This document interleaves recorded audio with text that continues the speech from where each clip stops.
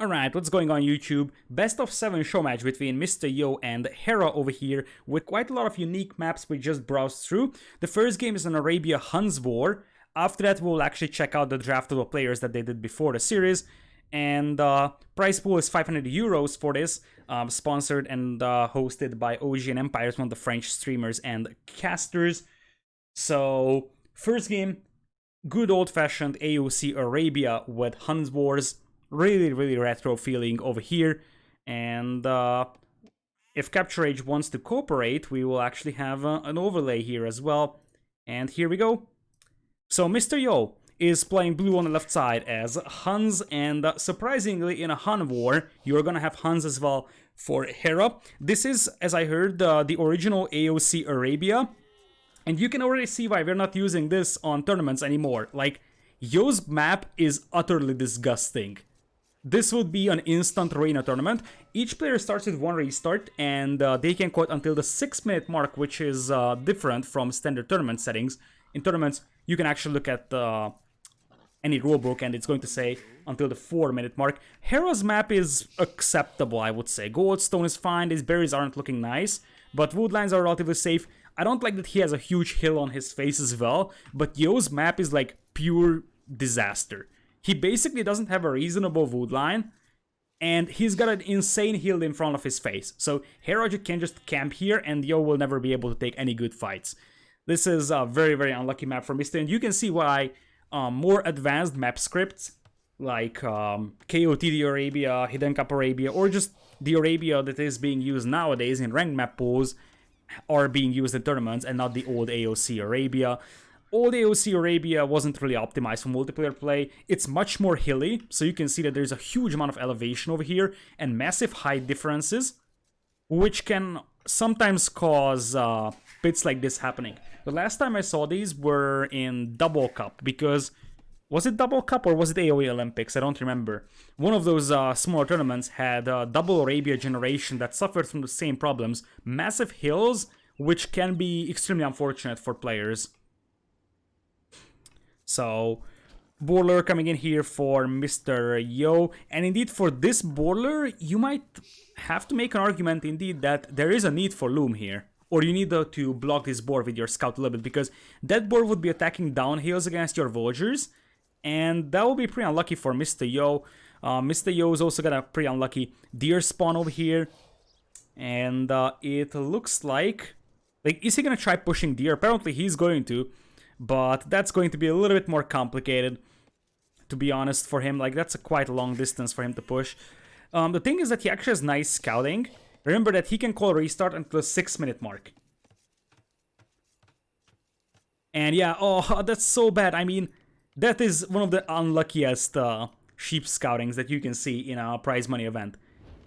Like, not gonna lie, if Yo misses those sheep and then later checks the recorded game, he could just say, okay, I should have scouted that, but that's very unlucky. This is the type of thing that it's a mistake from Yo, but it's not really a big mistake, and it's more like just being very unlucky with that.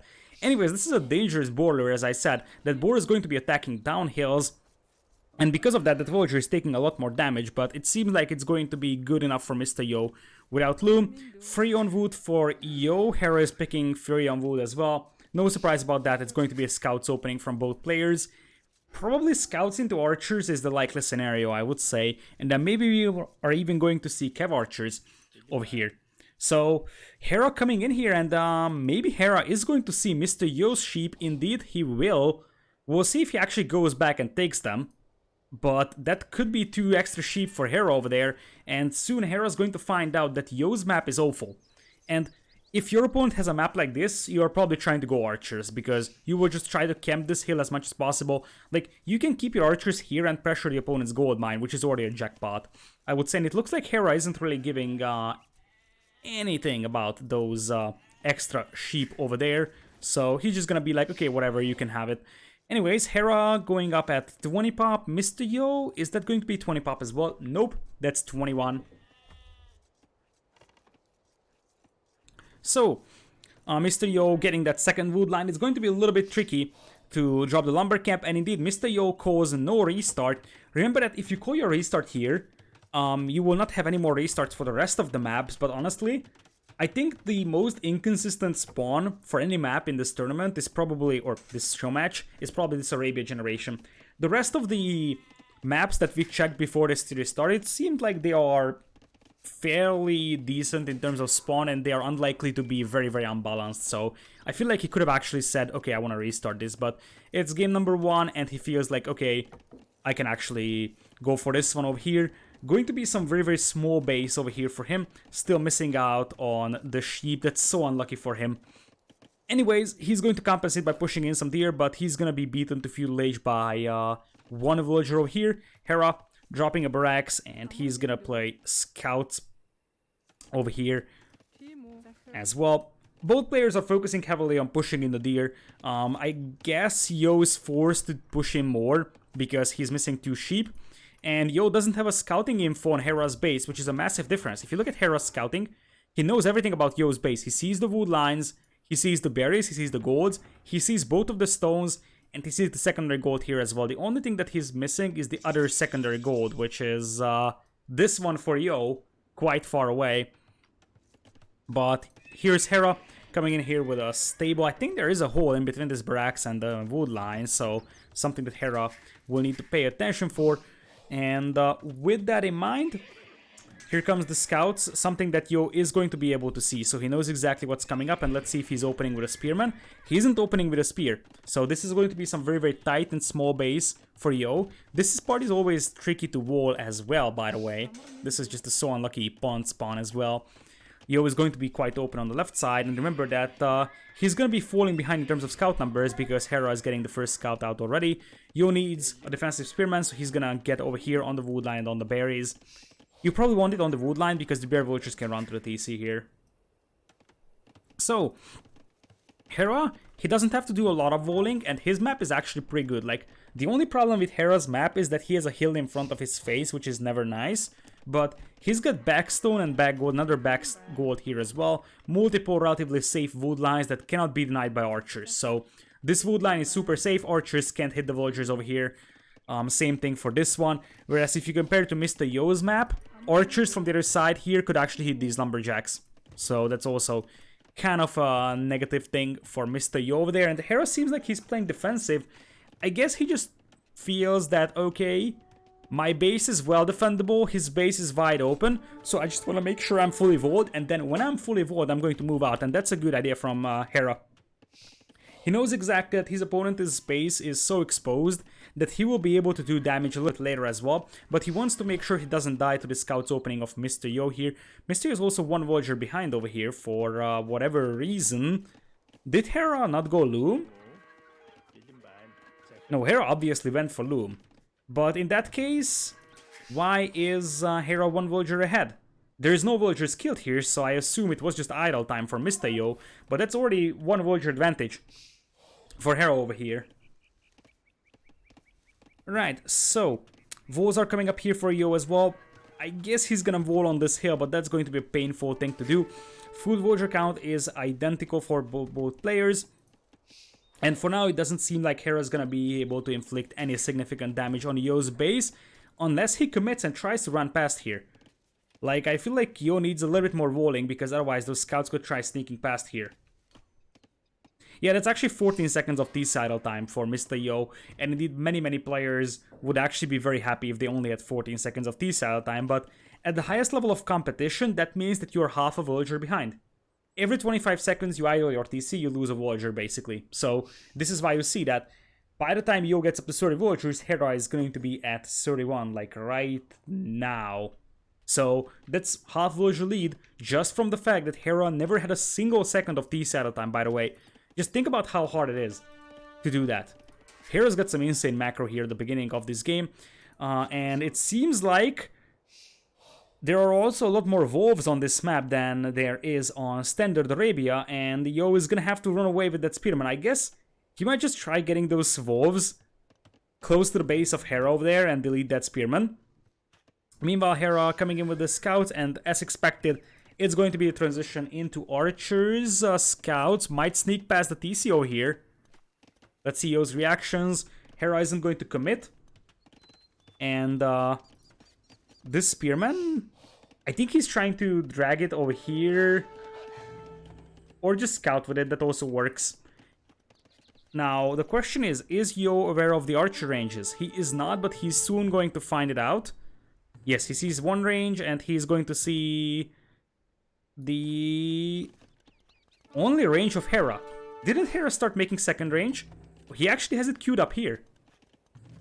But apparently Command Q tricked Hera over here because that range wasn't actually being built. That's going to hurt Hera a tiny bit. Castlage times will be pretty much the same for both players, and it seems like Yo is doing a nice job beating Hera in the Scout War here. Hera is going to retreat to the safety of his own TC. Yo turns back, nice reactions over here from him. But yeah, this actually delays the second range here from Hera. It's not really a big deal, because it seems like the players will be going Cav Archers and not crossbows. If they were to go crossbows here, they would already start making archers. And yeah, this is good old-fashioned Hun War play. Scouts into triple range Cav Archers from Hera. A Blacksmith is just coming up. And same thing for Mr. Yo, but Yo is opening crossbows. I like that a little bit more, because you're already going to have like 4, 5, 6 crossbows out at the beginning, which can give you a nice advantage in early fights and potentially make you able to start pushing the opponent's base. The drawback of that is that it appears that Yo is only going to play 2 ranges, and we also have to keep in mind that Yo isn't going to have bloodlines. So let's see if Hera can intercept some of these archers. There's a spearman guarding them, and many of those scouts have a very, very low HP. So I don't think this can actually inflict a lot of damage, but it's a matter of question if Hera sees the archers, and he, I think, sees the archers. Yeah, he obviously sees the archers now. So he knows that archers are coming for him, and it appears that he's gonna go for the archer armor as well. He did go at fletching, so he just wants all fuel age upgrades on those archers. That's going to delay bot counter by a few seconds, but it doesn't matter. And it's triple range. Oh, whoops, misclick. It's triple range CA versus what's gonna be a crossbow opening. And as I said, the crossbows at the beginning will actually be very, very nice here for Mr. Yo. But if he doesn't make a lot of crossbows, this investment might actually be basically a loss of resources. So Yo needs to be able to capitalize on this early crossbowman push here. Otherwise, this is an investment that's just gonna go down the drain. So Hera prioritizes bloodlines, Yo prioritizes crossbowman over here. There's already quite a lot of Cav Archers on the field with +1 defense and bloodlines. Yo is getting, or Hera's getting +2 defense, so I don't think these crossbows will inflict a lot of damage. And Yo is going to start transitioning to Cav Archers right now, I believe. Both players going for fast ballistics, which is pretty much a must-have if you are playing Cav Archers. Meanwhile, we have a scout here from Hera. I love this. He's just using that scout to get some more map info.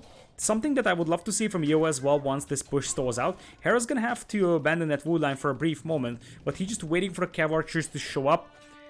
He can wait, and it looks like Yo actually continues with the crossbows. He's gonna have the numbers advantage, but the quality of units will be much better for Hera, and Hera did cancel the +2 defense. That's an interesting decision. He actually went for a wheelbarrow now. He's also missing Bo7, but missing that +2 defense could actually hurt against those crossbows.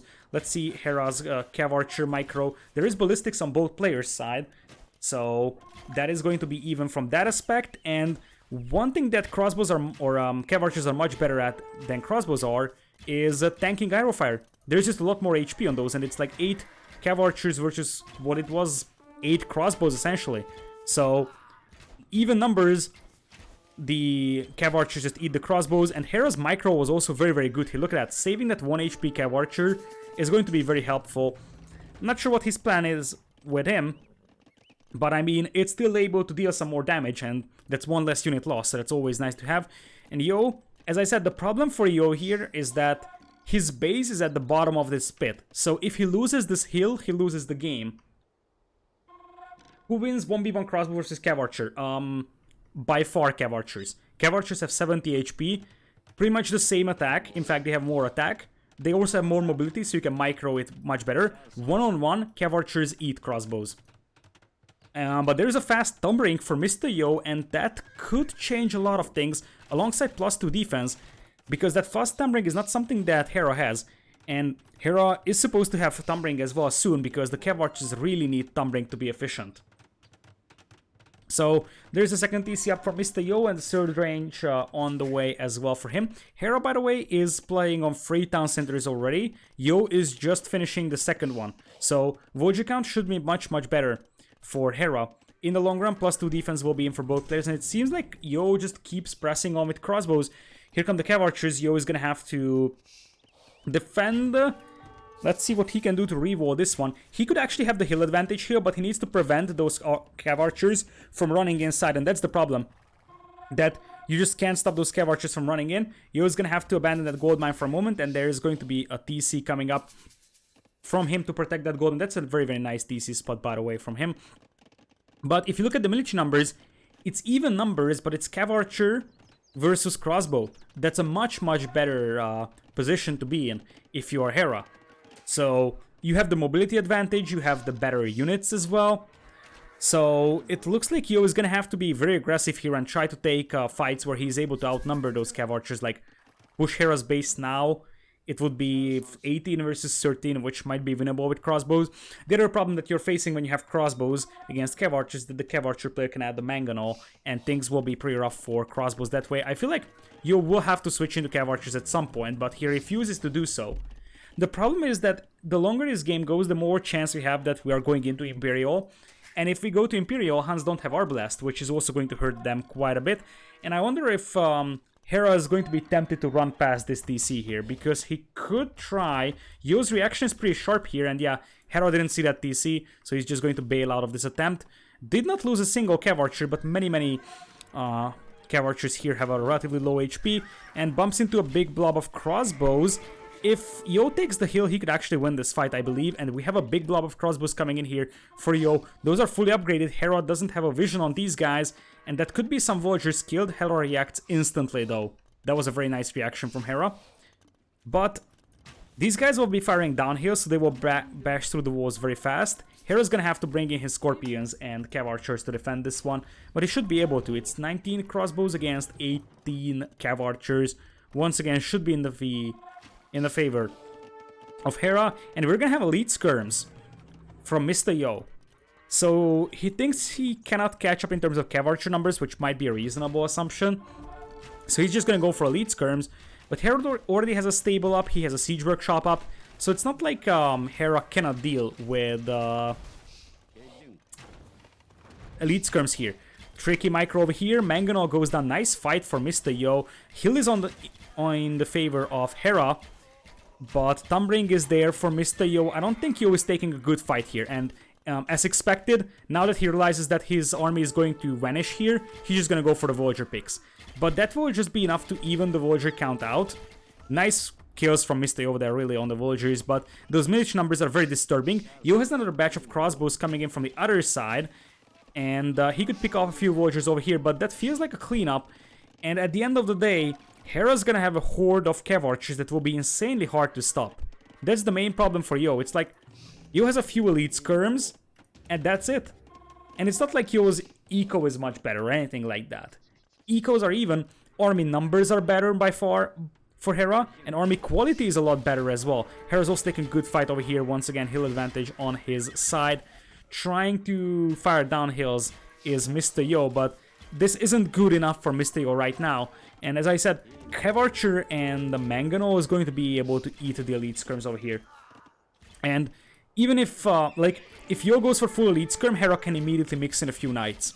He's got bloodlines, he can get scareboarding in 5 seconds, and he doesn't need a lot of knights. He just needs a couple of knights to soak up the skirm fire, and this is looking extremely good for Hera. This is looking extremely good. I question Yo's decision to go for the crossbows here, because now I feel like this is pretty much over, unless a big Mangonel hit connects. Mangonel versus Mangonel, Yo trying to get a good mango shot out. Hera wins that one as well. This is ultimately GG here, I think. It's 30 military to 5. And as I said, if Yo loses this hill, it's like Omega game over, because there is no way he can fight up hills. And, well, if there is like one more Mangonel coming from Hera, he could start taking down those buildings. Yo's gonna have another Mangonel here, so this is still something that he could try salvaging. And that's going to be a nice kill from Yo. Didn't lose the Mangonel, he gets one attack out. is some damage to the Cav Archers, but not an awful lot. This is not enough for Mr. Yo here, that's the problem. Like, he's getting severely outnumbered with Cav Archers, and the problem for Yo is going to be that Hera can mix in a few Knights anytime. And there is absolutely no answer from Yo right now to Knights. There is another range coming in here. This is going to help, because what you want is to be able to get the skirms out on this hill so they're not fighting up hills. Another Mangonel is on the way for Yo. And the stable coming for Yo as well, a second stable, so he might be mixing in some Knights to deal with the Mangonels. But as I said, Hera is about to start flooding, well, not really flooding, but getting some Knights out. Hera's got quite a lot of idols, which is going to make his eco look a little bit worse. The Mangonel that Yo had actually vanished over here from Hera's shot, and Hera just needs one good Mangonel shot on those skirmishers to seal the deal here. And Mr. Yo, no production on this building just yet. Vulture count slightly better for Hera, and there's a lot of pressure in the face of Mr. Yo as well. Double Mangonels. That Mangonel was firing down hills.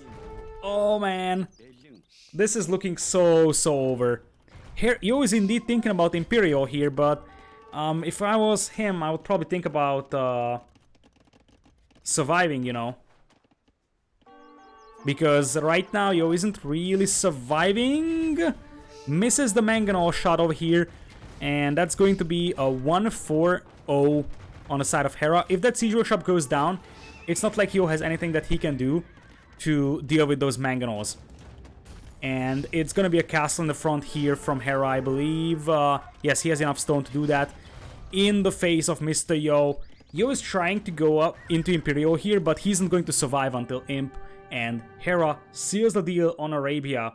Game number 1 in his hand. I'm not gonna lie, he had a significant map advantage. But also, let's not forget that Yo went for crossbows, which is something I don't really like. If you go for crossbows, you open with crossbows, and you have to push your opponent fast here.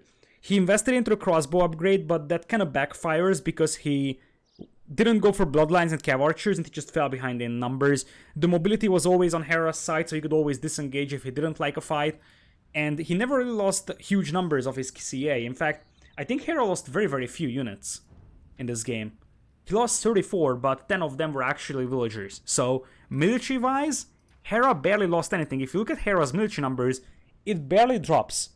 He always preserved his army very well, and that shows in the game. Whereas for Yo, he was beaten in multiple battles by either superior amounts of Cav Archers or just better quality units.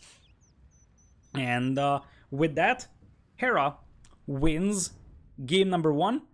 And as I said, this is all preset maps, and as I promised, we're going to take a look at the draft of the players. So here it is. They picked 7 civilizations, and there is 1 snipe from each side, which leaves them with 6 civs for 6 games. So all of these civs will be used if we go to 7 games. Many of these maps are hybrid maps. So the reason why I see Japanese, Persians, Italians, Saracens, even maybe Koreans and Malians is because we have a lot of hybrid maps. In fact, game number 2, which is Aguadona, let me think what that map is. I think Aguadona is the map where you have a bunch of amphibious terrain on the outside and the middle, but there is absolutely no fish. So because of the fact that there is no fish on that map, basically, I would think it's going to be probably something like Franks or Mayans, potentially. It's not really well volable, so you would actually assume there is going to be some open map scout saves to play. Yo is preserving Indians for a different map later on, because there is one that has quite a lot of shorefish. Could be Malians for Yo. I'm somewhat surprised we don't see Malay for that map, because Malay would make a lot of sense. Celts could actually make sense, but I feel like you want a scout save. Like Franks for Hera is something I really like. So, game number 2 will be Aguadona. It's actually Aguadona. Once again, this is hosted by OG and Empire, a French streamer and caster. Price pool is 500 euros. In the title it says $500, but that is because I can't find the euro sign on my keyboard and I was a little bit lazy, so I was just like 500 bucks. It's probably something like 550 in reality. The split is $380 or euros go to the winner and 120 to the loser. So it's a little bit better for the loser than a 4-1 split would be.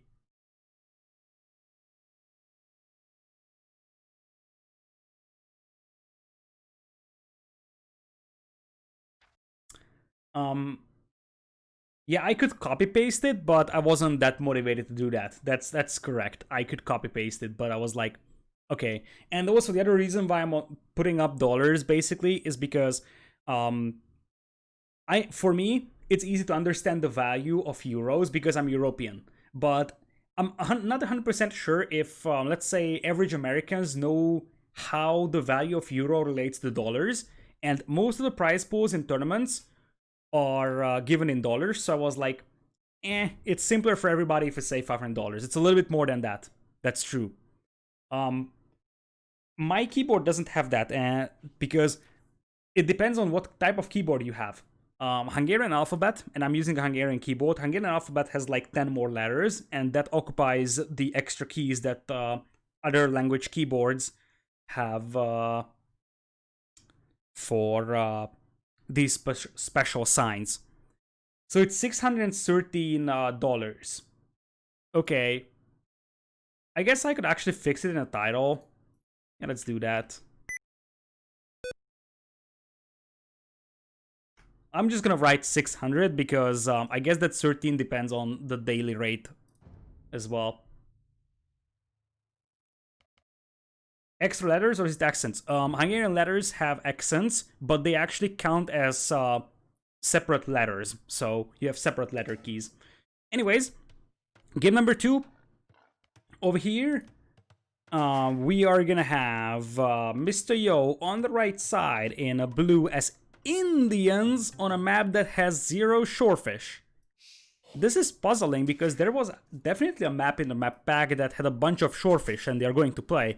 I thought Yo was going to preserve that, but what's the reason of picking Indians on a map where actually there is some shorefish? You could theoretically drop a mill here, but is this that big of an advantage? I mean, it's definitely helpful to pick Indians here, but it's so few that I don't think that the Indian civilization is something that would give you a huge advantage over here. It could be because, like, Robcheng is saying that it could be to counter Franks, but it wasn't the original plan of Yo. This was Yo's second civilization pick, and Franks was the last pick of Hera. So it couldn't have been thought as, okay, I'm going to counter Franks here. By the way, am I the only one who's noticing Hera playing Chinese? I don't think he had Chinese in his draft. Correct me if I'm wrong. I don't remember him picking Chinese, so maybe he screwed up his last pick and then told Mr. Yo that it's going to be Chinese instead. So, well, it is what it is. It's Chinese for Hera. I don't remember him having Chinese in his draft. Chinese is actually nice for this map. One thing that Chinese give you is, by the way, extra health on demo ships, I believe. So if we go in here, you see... Actually, no. There it is. Demolition ships have 50% hit points extra. I don't think it matters that much, but it's a nice little bonus over here.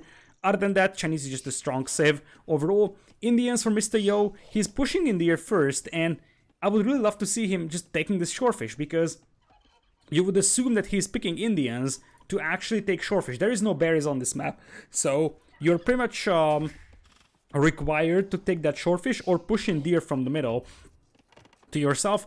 Hera apparently is just operating with herdables and the boars over here. By the way, this map also seems to have just 5 relics, but most of them are on the left side of the map, which is surprising. So this isn't the most balanced relic spawn I've ever seen. Like, in fact, I'm pretty sure that one relic is always supposed to spawn in the middle, and the other 4 distributed on the outside amphibious terrain, but it's pretty much like 3 on the left and 1 on the right, so it's not perfectly balanced. Anyways, here's Hera moving out with the villagers on the shorefish. This is where Yo is gonna get a nice little advantage from his Indian villagers, but as I said, I don't think this is a massive amount of food, And obviously Yo is gonna have a nice advantage from it, but I'm not sure if that actually still justifies picking this civ on this map. Because as I said, there is another map that has a lot more shorefish. I mean, Indians will give you a nice little bonus here. I'm not saying that they are bad. I'm just saying that I feel like there is a map where Indians are more suitable than this one. Anyways, with that in mind, here Yo is gonna have a nice little bonus from the Indian shore fishing over here, and I would assume that both players will be opening scouts here. 3 on wood for Yo, and 4 on wood for Hera. That's a surprising move here. So what's the plan for Hera here with 4 on wood? With 3 on wood, obviously Yo is going to play scouts. I'm not 100% sure about Hera's play. It could be still scouts play, but with Chinese, because you have some extra villagers, might as well put one of them on wood. Like, that's completely understandable if that's the case. Both players keeping 4 villagers on shorefish. I don't think you can efficiently fit in more villagers here, so I'm completely fine with the 4 wheels here. You could make an argument for sending a 5th one, because this is a so fast food source that you could actually try getting in. I also love this move from Hera. He's using one of the villagers to step on this tile that already has the shorefish and take the other one a little bit deeper. This actually reduces the bumping of villagers. Here for Mr. Yo, he's taking the closer shorefish with all the villagers, so there could be some increased villager bumping once we get to these. I actually like Hera's but a little bit better over there. Anyways, Yo is going to click up at a nice and comfy 19 pop. 22 is the click up time for Hera. But remember that he's Chinese. At the end of the day, he's going to be like 1 minute. It's actually 50 seconds behind, so he clicks up 2 villagers later than the Indian player. But I don't think it's something that matters that much over here. And it looks like Hera did try getting some traps out for Mr. Yo's scout, but that's not going to succeed. And we should have a stable coming up in a moment for Yo. So stable on the way, and let's see if Yo is going to try denying that barracks. That villager is a little bit exposed, and that scout could try harassing a little bit. But at the end of the day, I don't think that's gonna matter that much. Now you want to prioritize finishing off these shorefish though, and one of the reasons why Indians can help you with that here is because they consume the shorefish fast, and you will not have 4 villagers out here that are exposed to scouts, because that is going to be a problem. That when Yo arrives with scouts, he's going to be hitting this patch of shorefish. If you remember Hidden Cup slopes, the way it worked is that when players opened scouts, but also when they opened with archers, they went to the shorefish pond of the opponent all the time. So basically it was like, okay, take as much shorefish as you can until your opponent is like in feudal age, but then just run away as fast as possible. Here you can actually defend with a spearman, because it's very likely that your opponent is going to play scouts. Nice moves, by the way, from Hera to kill that alligator with that spearman. And with the support of that spearman, this isn't going to be an easy fight for Hera to have. Yo is going to have a nice little advantage here, and he can actually just use his spearman to drag away Hera's spear and now get the shots in. Hera also getting his scouts out, another spearman comes in here. So right now Yo is the aggressor of this one, and remember that he has a slightly better food eco than Hera does, because he already, like, he's almost done with his pond of shorefish, whereas Hera still has like, well, Hera's actually pretty close to being done as well. So this apparently is not going to be a huge advantage for Mr. Yo here, but he's going to find the wood line of Hera, get some idle time in, and that's going to cause some harassment on Hera's eco. For Mr. Yo, I don't see an addition of skirms or archers to deal with spearmen, so it's going to be good old-fashioned scout war. Right now, villager idle time is pretty much the same. Hera, however, has a lot of TC idle time. Some of it actually comes from being Chinese, so it's not really that much. But even without that, it's probably more than what Yo has. Yo only has 14 seconds. Anyways, Yo is going to be walled up more or less. His primary goal is pretty bad. So it seems like he might need to lock his primary goal on the outside. And Hera is now coming back with scouts. There is no defensive spearman for Mr. Yo. So that could actually be pretty dangerous for Yo over here. Yo is going to use this gold mine at the back, which is still okay, and he's probably going to TC this one later. But that forces him to wall off this entire Shallows patch, and here come the scouts. Yo is forced to come back with all of his scouts. Upgrades are similar for both players. Basically no upgrades on those scouts over here. And Hera now will be forced to run. Yo is investing a lot more into the scouts than Hera does, but Hera apparently is queuing up more scouts himself. So scout numbers will pretty much be even, but Yo is already making archers in here. In fact, he has one archer right now, but he's gonna start adding some more archers over here. Whereas Hera doesn't seem like he's actually going to do that anytime soon, although he starts mining gold now. So we might see a few archers coming in. Hera does not see the archer range. That's an important piece of information. So he doesn't know if Yo just plays full scout war or if Yo is actually going to add archers. And Yo obviously is adding archers. And it appears that the game plan now for Yo is that he wants to defend with spearmen. And he's gonna send his scouts in and they will be supported by a few archers. Archers will pick off the spears. And then the scouts will just finish off the villagers. Anyways, Yo trying to catch up with those scouts, and it seems like Yo is going to bring his own scouts back, being afraid of the scouts inside his eco. No quick walls whatsoever, and Hera's getting bloodlines. Hera also has quite a lot of scouts here, so he could actually get some more power out here. But this is a good fight for Yo. This is a very good fight for Yo. He's actually killing those scouts before they would be upgraded with bloodlines. Now they have bloodlines, but they are severely... Actually, Hera cancelled bloodlines. I guess he cancelled it because he knows that he's going to lose all those scouts. He traded off those scouts to just one villager. I don't think it was really good for him. And here's another thing. A demo ref from Yo. Yo is a big amphibious water player. And that demo could actually get a nice connection. Let's see if it's patrolled. It's not patrolled, but you can actually sink two of those scouts over there. And on Mangrove Shallows, I think... Correct me if I'm wrong, but didn't Mr. Yo win Mangrove Shallows Cup? There was a tournament with a bunch of Mangrove maps in 2019. It was hosted by Manbed, sponsored by a Chinese sponsor. And yes, Mr. Yo won that tournament. He's actually very good with these box settings. There was a lot of drama with that tournament as well. Anyways, Yo is without any upgrades on those scouts, but will add some archers. The problem is that Hera does have quite a lot of scouts with bloodlines, or does he? Hera doesn't have a lot of bloodline scouts, so this is actually doable. And it's not even bloodlines anymore. What am I talking about? No bloodlines because Hera cancelled it. And with that, this is actually a very good fight for Yo here. He can pick off the spears without any problems, and it's not like Hera has the scouts to kill the archers with. And there is more and more demos, and fire galleys coming in here. Fire galleys will burn through those walls very easily. Hera clicking up to Castle Age first. But he's gonna be under heavy pressure. Yo is about to click up as well. And here's the thing. Hera's being forced to make a defensive tower. Fire Galley can burn through those walls very fast. So, tower is up for Hera. His gold mine is safe theoretically.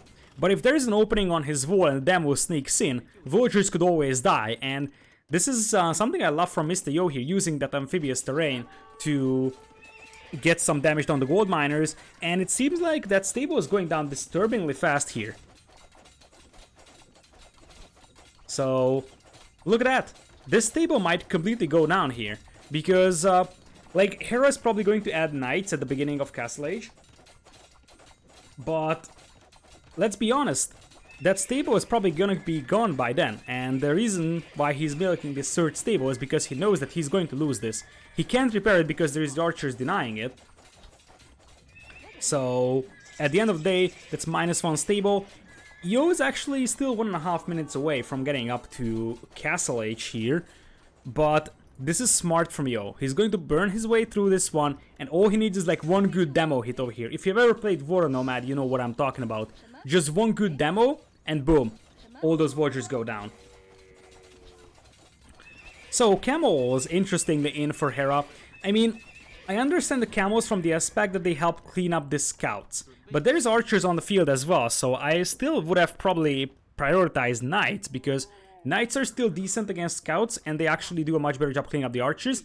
And it seems like Yo wants to preserve his archer numbers and continue with crossbows. Spearmen deal extra damage against ships, so they will actually kill that fire galley without any problems. And it looks like Yo is trying to do something with those scouts, try to hit a wood line or so, whereas he's going back home with the archers, and he is going to have a dock here as well. Yo is just waiting for the opportunity here. He's just waiting for the opportunity to strike with the demos. And that's actually a smart idea. It's a very, very smart idea. Bloodlines and scaleboarding is coming in here for Yo, so we are going to see camos, and something like camos, crossbows might actually be the play here for Mr. Yo.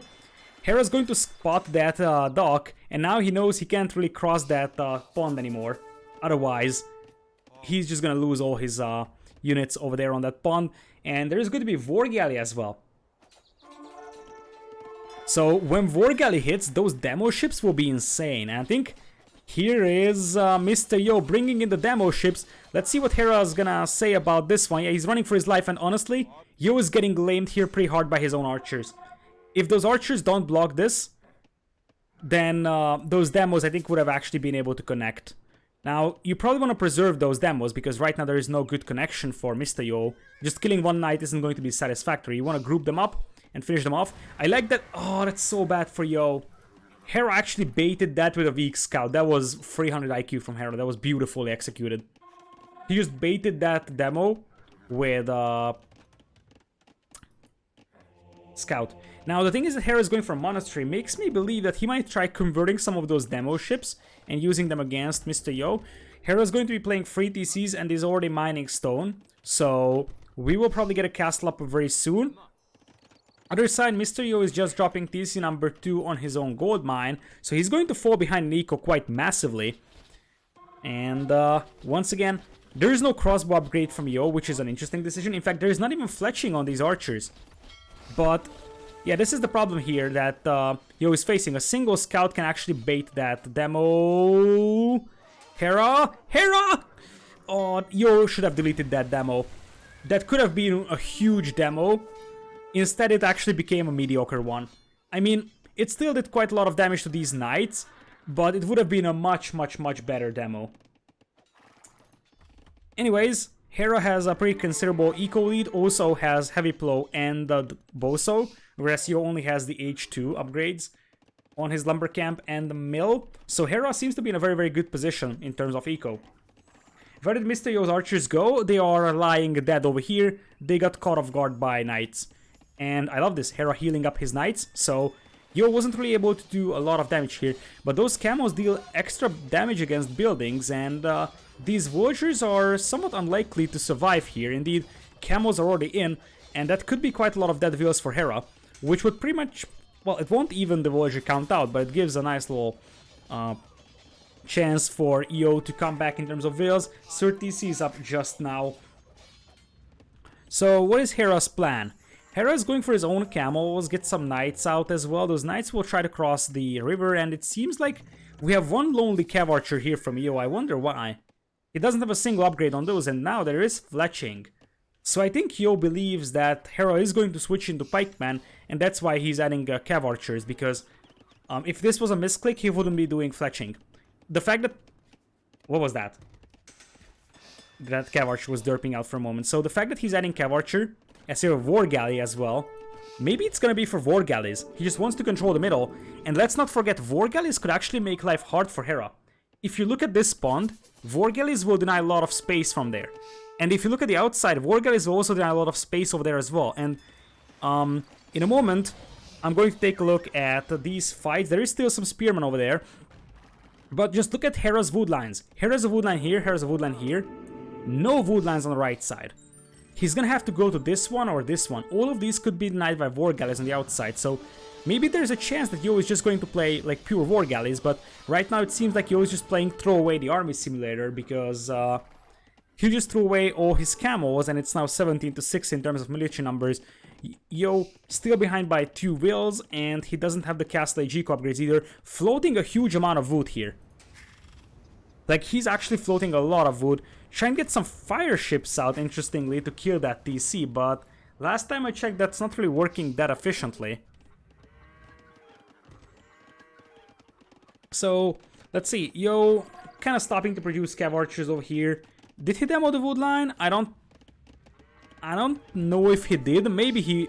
Yeah, there is a lot of dead villagers. So there might have been a demo hit over here on the wood line. That's true. That's very true. And that's something that Hera has to pay attention for, because just 1 or 2 good demo hits and this game is gone for him. Like, that good demo hit was beautiful. It's not like the Spearmen actually give a huge value to Hera's army, but it prevents Yo from using the camos to their maximum efficiency.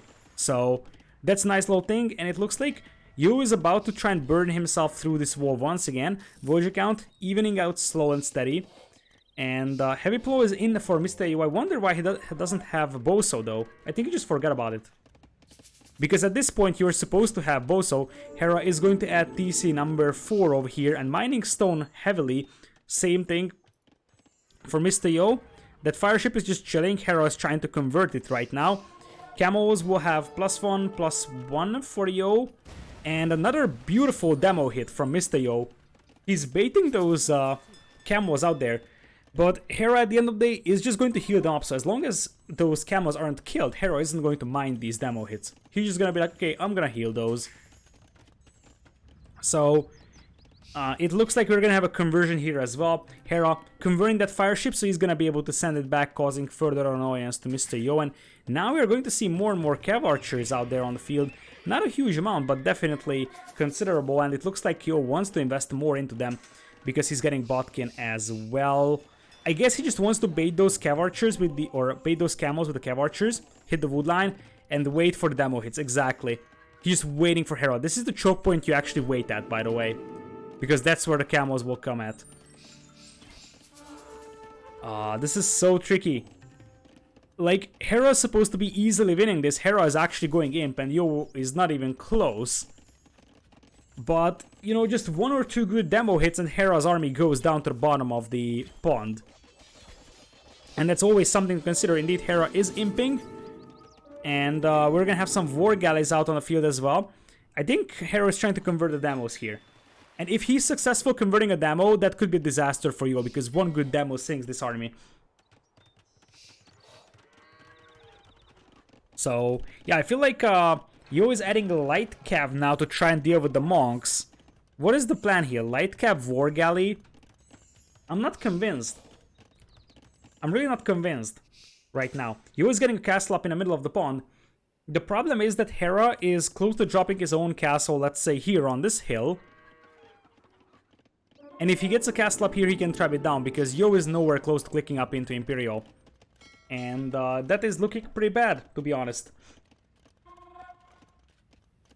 So, Hera also on 4 TC is something to pay attention for. And I think this game is still open for everybody, but it's going to be tricky for Yo, because he's so far away from Imp. It's 43 villagers on food compared to 29. It's just so weird that Hera has a lot more on food when the 2 players have pretty much the same amount of villagers on wood, pretty much the same amount on gold, and it's not like Yo has a lot more on stone. So that's a little bit surprising to me. And it looks like 1 camo is going to make its maker thanks to the war galleys. The war galleys could actually try pressuring that stone mine, by the way. Here is a castle. Is that castle actually gonna go up? I'm not 100% convinced here. The war galleys could actually deny the villagers, and it's not like the camos cannot fall back, yeah. And now demos can come in and sink Hera's army. Is that castle gonna go up? Oh, that's a misplay from Yo. That's a huge misplay though. He shouldn't have lost those war galleys, because that was his ticket to this castle. He needed the war galleys, and there is conversions coming in here from Hera as well. I think none of the demos were actually converted. They just detonated upon hitting like 1 or 2 camos, but that's an awful fight for Yo. And Hera now has a bunch of heavy camos on the way for him. Light cav will be coming in as well. And it's not like Hera cannot just avoid going through the water. Like, he could just push from this side. Yo trying to fortify the middle, and Hera taking a somewhat premature engagement, if you ask me. Indeed, he's going to retreat, even yoinking the relic. Yo coming in here with what could be a good demo. Is it gonna be a good demo? 1 conversion is there.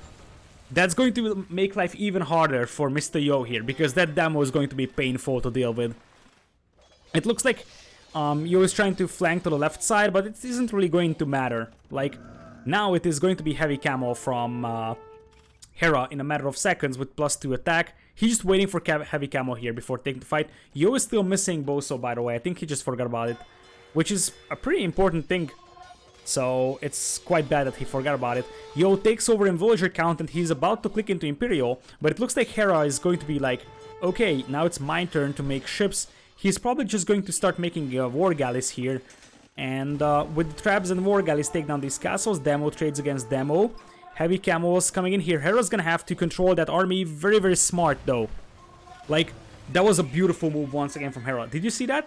He used one camo to bait that Demo, and that Demo was straight to one camo, which is like flat out awful from Yo. It's not Yo's fault, it's just beautiful micro from Hera. And at this point, Woodlands of Yo are being hit. Hera is going to be up by 2 games.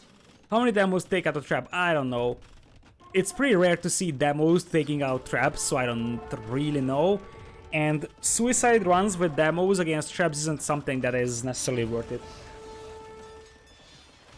So at this point, it's standard camo versus heavy camo, and there's the heavy demo. Remember, Chinese demo ships have 90 HP. Standard demo ships have only 60 HP. So one of the reasons why Hera picked Chinese for this map probably is because you have extra HP on your demos, which can be very, very helpful in terms of survivability. Anyways, at Yo is down to 102 villagers. He is almost up to Imperial, but he's got 13 army compared to 44. And we are gonna have this castle also going down to traps. Yes, on Golden Swamp you can see a lot of demos versus traps, but usually only on Golden Swamp deathmatch. On Golden Swamp land or like standard random map, it's not that common. Indeed, Yo understands that he has like no military, so he's gonna lose that castle. His eco is falling apart, and Hera takes game number 2 over here as well in this best of 7. And well, I guess he's beating the Mangrove Master over here.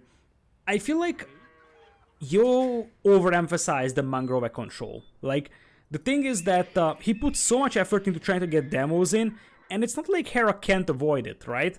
Hera was always able to avoid being hit by demos, and he can just defend his base on land. And Yo never had any land, well, never had the land army advantage over Hera. Yo also invested a lot into his feudal age push with archers, but that just delayed his castle age and allowed Hera to go up to 3 TCs faster and get knights and camos out faster as well. Is this sponsored by WWP? Nope. This is hosted and sponsored by OG and Empires, a French streamer. It's also there in the stream title, by the way. It says hosted by OG and Empires. There is an exclamation mark Showmatch command that you can check.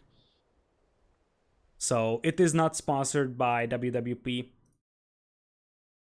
So it's exclamation mark Showmatch.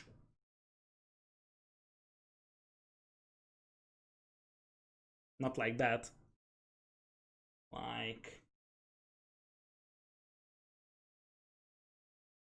that. So 2 games for Hera over here. Beautiful 100 kill, 100 death KD for Mr. Yo. Perfectly balanced. Look at that, that's beautiful. Hera actually had 7 conversions, which is pretty outstanding. I didn't even notice him having that much conversions. I saw like 1 or 2, but I didn't actually see 7 of them. That's a nice one. Hey Travis, by the way. Hello. So yeah, this castle age advantage was actually pretty big for Hera. Villager count was pretty much the same at the end of the game, but it was mostly an advantage for Hera for most of the time.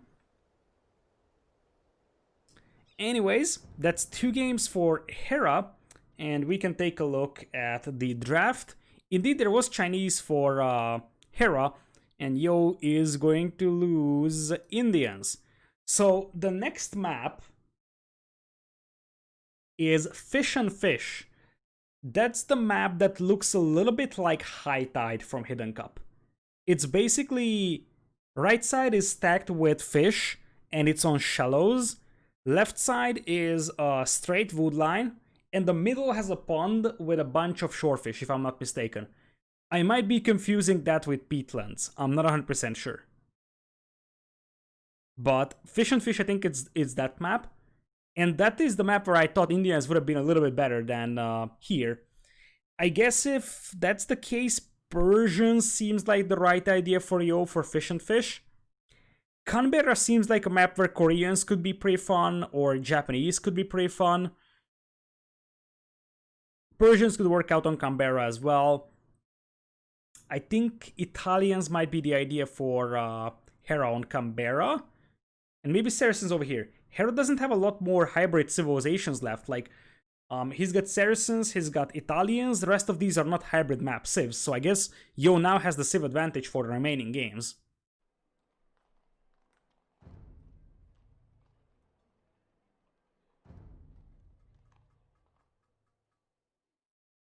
Alright, so game number 3. Let's see if it is up and running.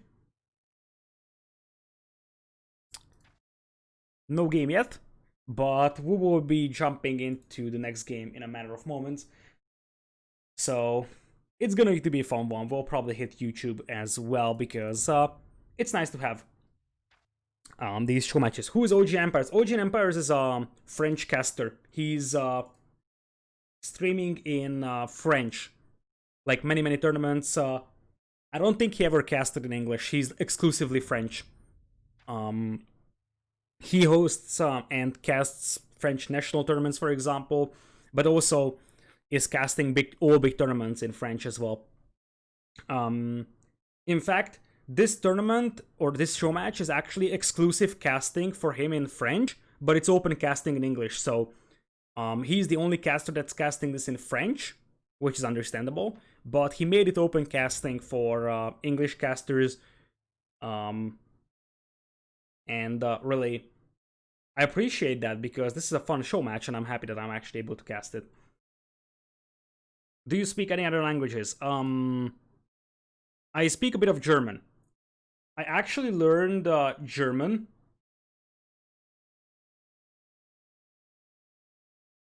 for a couple of years.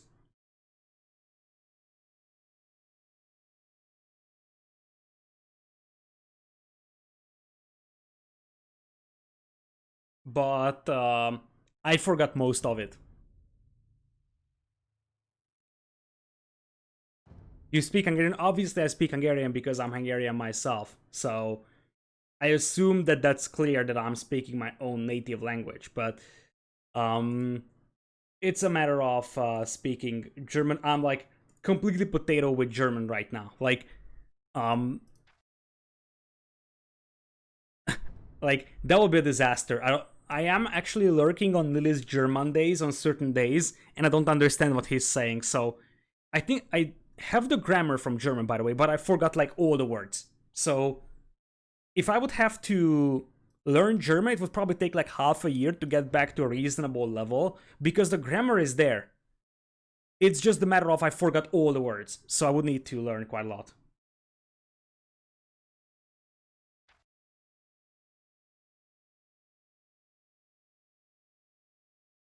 Alright, so do a donation goal for getting you cast in German. I could put up $1 million donation goal, so I cast in German, sure.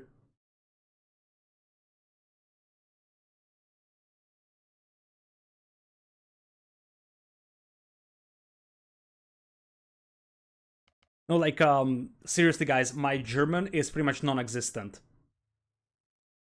So, it's not like I would be completely useless in a German day. I just don't understand what Lily is saying because I forgot like 90% of the words I learned.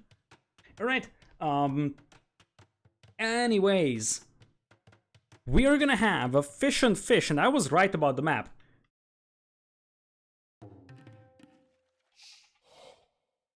So, fish on the right side with shallows. Middle pond has shorefish. This is why I said that I feel like Indians would have been a little bit more reasonable on this map.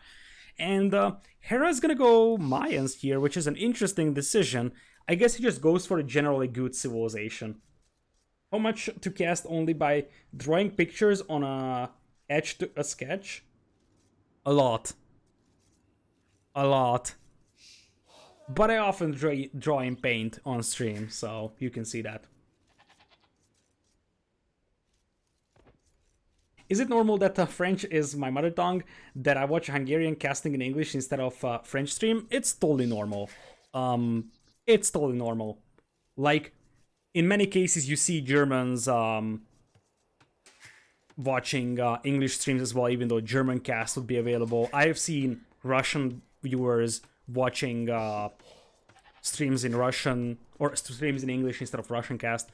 I have had quite a lot of viewers watching me in English where there are like 1 million Spanish casts. Like, there is basically 1 million Spanish casters out there, but I still had Spanish-speaking viewers, and it's like, yeah, they could watch it here, but I guess it's also about the caster's style. So, if you speak both languages, you probably prioritize the caster that you like a little bit more in terms of style, in terms of the way he casts. That's just my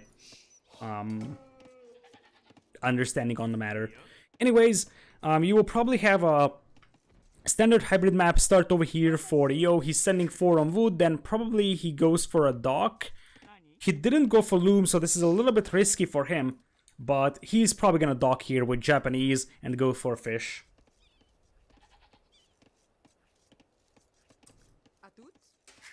So, Hera, 4 on wood as well, but that doesn't mean he's actually gonna go for fishing. I think he should.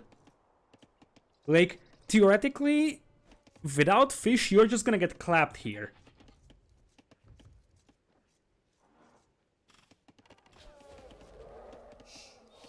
Alright, so if Hera isn't going for any kind of water, I will massively favor the position of Yo, but this map is always tricky. This is the first time I'm seeing this map, but if you look at it, you can actually get fishing 2 ways. You either do deep fishing over here with fishing ships, or you could try moving to the middle, and that's what Hera is doing. And this is an interesting duality on this map, I believe, for this show match. I really like this map. The concept of this is smart, because there is many ways you can play this one. I feel like what Hera is doing is a little bit riskier, but it's not 100% riskier, because the short or the deep fish here of Mr. Yo will also be on shallows. So technically, Hera's army can also kill the fishing ships. I feel like the only thing that gives an advantage for Yo here is that his fishing ships actually survive a lot better than Hera's Voyagers in the middle. So it's harder to kill a Japanese fishing ship here on the right side than it is to kill Hera's Voyager in the middle. That being said, however, the Japanese fishing still needs to kick in, and it's going to take some time until your investment into fishing ship pays off. Whereas on the other side, Hera can just bring in his Voyagers here to shorefish. This is going to show an instant impact on his economy. He's going to have a lot of food at the beginning, whereas Yo is going to need some time until he gets the benefit of actually having the fishing eco here. So, I think what Hera is doing is a little bit more beneficial for such an open map. Although I would have loved to see this one being done with Indians, or even if it's not Indians, then with a scout civ. Because this map is open enough to open scouts, although I feel like what Hera is about to do is that he's probably gonna play archers. There is a crocodile over here. Hello, Mr. Crocky Croc. And that's going to lay Hera's barracks. Let's see if Hera is going to lose a Voyager to a croc. Hera? This is a top 5 Age of Empires player, guys. Top 5 Age of Empires player, and you see why. Never mind. Never mind. Well, Crocodile punishing the high-level player over here. That was beautiful. It actually reminded me of when T90 had a sub-goal that he's going to wrestle an alligator. That was basically T90 wrestling an alligator over there, but he actually lost to the second alligator. Could you argue with Gods or Myers? Maybe. I don't think they would give you any special benefit. Myers would be nice. So, but that isn't really related to the middle. I could make a claim for Bulgarians on this map, to be honest, and then open Man-at-Arms, just like Hera is doing, but Bulgarians would do that a little bit better. Hera, On the way to Field Age, same for Yo. So as you see, Yo's long-term eco is going to be much, much better. But in short term, this is better for Hera. So as long as the game is relatively short, Hera's gonna have the advantage because his shorefish is going to give him an instant boost in terms of food economy. But in the long run, Yo having an untouched fishing eco of 5 Japanese fishing ships is going to have an insane impact on that economy. And guess what? You don't want to open men-at-arms against Japanese because Japanese actually have great men-at-arms. That being said, Hera's gonna get the men-at-arms upgrade in a little bit faster. So Yo is gonna have to defend. He can actually roll this one off over here, so I don't think that Hera can do much damage here. And you shouldn't underestimate 27 versus 21 wheels. So it seems like Yo is defending nicely enough. And if Hera isn't contesting this fishing eco, Yo is gonna have a crazy fish advantage. And remember what I said, that Hera's villagers in the middle are much easier to kill than the fishing ships of Yo on the water. Now, I assume that Hera knows that Yo has water, but I'm not 100% sure. Hera has no vision on this map, and I'm not sure if he checked out the map before playing this show match. If he didn't check out, maybe he doesn't know that Yo has water on the right side. That would explain a lot, because Hera is underestimating the importance of that fishing on the right side by a quite significant margin. And the only reasonable explanation I would actually find for this is if he doesn't know about the water. Like, if he ever checked this map out, he should know that there is water over there. But I'm not 100% sure if that's the case. What map pool is this? This is a special map pool for this show match. It's completely custom assembled for this event. He checked. In that case, I don't understand why he's not doing any effort to stop Hera or Yo from getting the fishing eco here, because obviously Yo's fishing eco is going to propel him to a massive advantage, and as I said, it's much easier to push away Hera's villagers from the middle than it is to kill this fishing eco.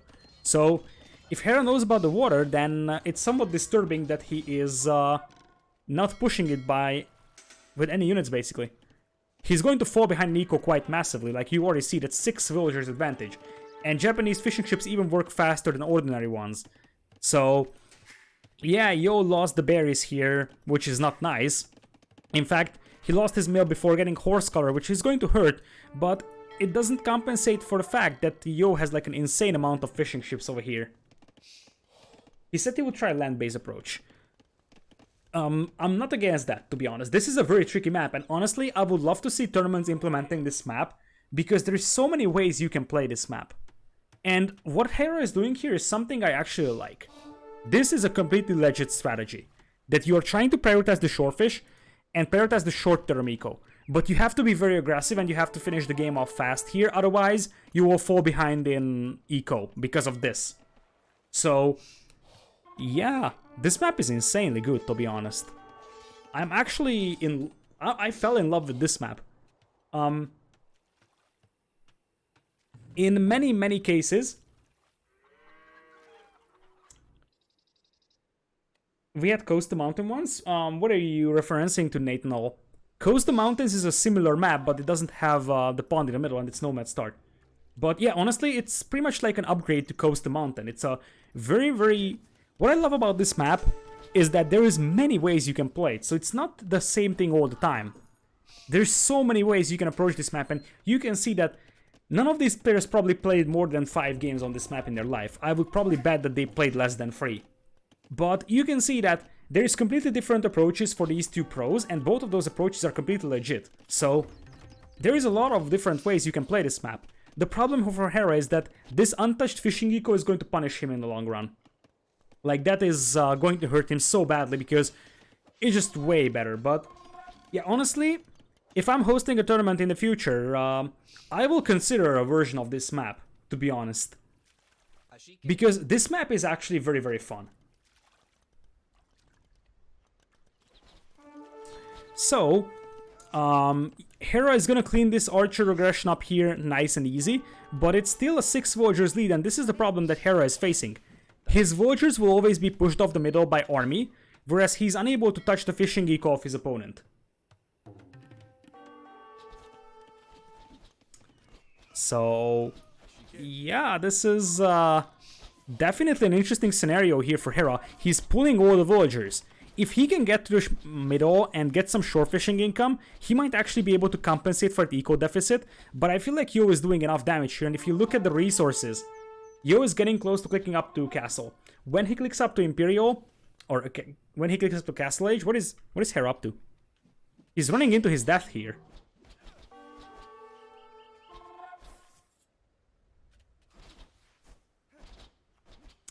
So, Hera's gonna go back. Yeah, I know, and Nathaniel, that we had Coastal Mountain. I am also a big fan of Coastal Mountain, but I feel like Coastal Mountain is not as good as this map. This is giving a little bit more versatility to the players.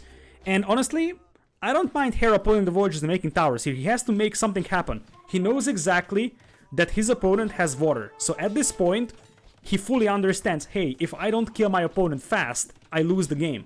He knows exactly that he can just sit back and chill because his opponent has 2 docks, and there is even a galley out for Yo to prevent Hera from getting a dock up. So it's pretty much going to be, okay, I have to kill Yo here before he actually starts benefiting from that fish, but I think it's already too late. There is a stable coming up for Mr. Yo, and he's almost up to Castle Age, which would mean that he's gonna grab some Knights, and Knights will beat basically every Feudal Age unit here. So at this point, this might still work out for Hera, but it's very tricky. He needs to be able to inflict an awful lot of damage here with the towers, archers. Yo is just defending with skirms here, and there's quite a lot of men-at-arms as well for Hera. The real question is, what can Yo do when he reaches Castle Age? I think Yo is going to be able to afford a few Knights, and that might be a GG when Yo gets up to Castle Age and gets Knights out, because obviously Hera's eco is nowhere close to Yo's eco. Hera is nowhere close to clicking up to Castle Age here. This is pretty much a Feudal Age all in here from Hera. He only has 4 villagers on wood, so this is not sustainable long term. So yeah, even if this range goes down, even if the second range goes down, doesn't matter, because what matters for Yo is that he's gonna have Knights out in a matter of seconds, and he has an untouched eco here. So Hera's play here was smart. I actually like the fact that he's moving out to the middle for the shorefish, but that actually requires a super aggressive strategy to work out, and I feel like Yo's defense was good enough to slow down Hera. And if Hera wasn't able to kill Yo fast, here Yo is going to start benefiting from his investment on water, and that's going to end up in a massive eco advantage. So yeah, the ranges go down, which is a bit of a thing for Hera, but it's going to be Knights on such an open map, and that's going to result in many, many villagers killed. Hera is trying to get up to Castle Age himself, so he's not giving up on this one just yet. And he is potentially going to be able to find some villager kills over here, even though the Knights now arrive. And indeed, no villagers are killed. We also have a little force of archers and skirms looping around. Try and get some damage done on the base of Hera. Hera isn't far away from Castle Age. And if Yo is focusing on taking down these towers and not pushing Hera, Hera might actually get to Castle Age and he's gonna have a crossbows out there.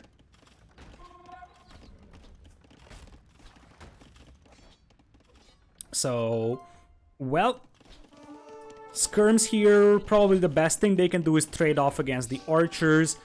These skirms do have +1/+1, but it appears they will just run away. And as I said, I feel like what Yo needs to do is send in the Knights. He's trying to catch those archers off guard. Hera, I think, is idling his TC so he can click up. And indeed, that's the case. And he needs to save those archers. He needs to keep those archers alive to have any hope of winning this game. If he doesn't keep the archers alive, that's pretty much over. Hera on the way to Castle Age, but that's going to be a slow process. And it's not like his eco is magnificent or anything.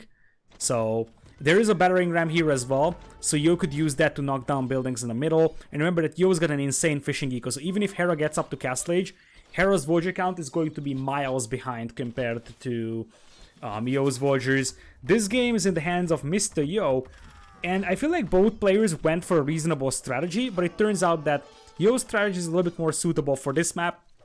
But definitely a very entertaining map to take a look at. So at this point, Hera is like Omega dead. Especially when these Knights hit that gold mine. Indeed, Hera taps out. And I was scared that this is going to be an easy 4-0 for Hera after the first 2 games. But luckily for us, we will be in for some more games because Yo is going to win one game over here at least. Really, the fishing eco is kicking in here with Japanese. As I said, I feel like Hera's strategy was reasonable. He went for a land-based approach, go for the shorefish, totally reasonable. I feel like it only works if you can actually punish your opponent early, because early on your opponent is investing into fishing eco, which is going to make his eco weaker. So before you have like 3 or 4 fishing ships working for you, you actually kind of lose the resources. After that, the fishing ships start to get their price back here in terms of added efficiency and added effect to your eco. But before that, I feel like shore fishing with Voyager is actually something that can give you a nice little advantage. So I think in early feudal, the player that is doing the shore fishing could have a nice chance to kill Voyagers, but Mistio defended very nicely against that, I feel like, and that was key. That was very, very important that Mistio defended nicely. Maybe if Hera had Bulgarians, he could have gotten a little bit faster men-at-arms. It's hard to say where it slipped for Hera. I feel like it's just a better strategy for Yo to have water control here. And with Japanese, especially, it's not even easy to kill these fishing ships. So even if Hera went for water, Hera would probably struggle cleaning up these fishing ships because it takes so much time to kill them. Anyways, probably the most entertaining game so far in this one, or at least most interesting for me at least. So that is Yo winning game number 3 over here. We will take a look at the draft of the players in a matter of seconds. And game number 4 is Peatlands. I think Peatlands is very, very similar to this map, but I'm starting to forget the maps myself. So Yo is grabbing a victory with Japanese. Japanese was first pick for Mr. Yo, so I assume that this was the plan the whole day for him for this map. Whereas Mayans for Hera, he just went for a good sif, he went for a land-based approach. Not a bad idea, but Yo's strategy here was better. Anyways, Britons or maybe Saracens could be something that goes for Canberra versus maybe Koreans or Persians. That's what I'm thinking. But Canberra is only game number 5 before we have Peatlands. So let's see what we got. Once again, I'm gonna do some sellouting over here tomorrow from 13 GMT, so on Saturday, which is the 9th of January. I'll be casting Red Bull Volo free qualifiers the whole day, same thing as Sunday, so a lot of Red Bull coming up.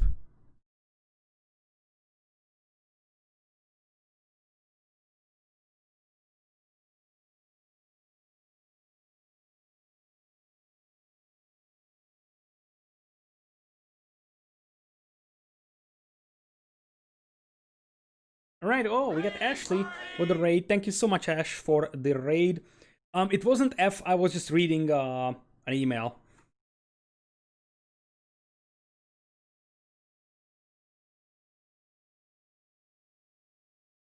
Thank you so much for the raid, Ash. Welcome. Welcome.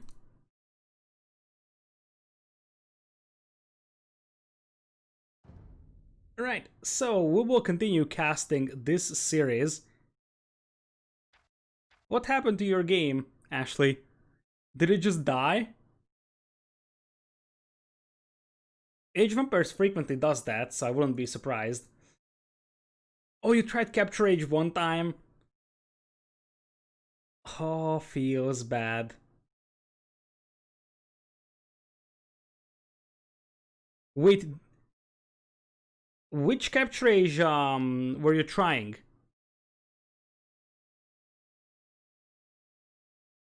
Like, did you try the in-game overlay or the brand new outside software? Oh, the thing that they released publicly? No, don't use that. Don't use that.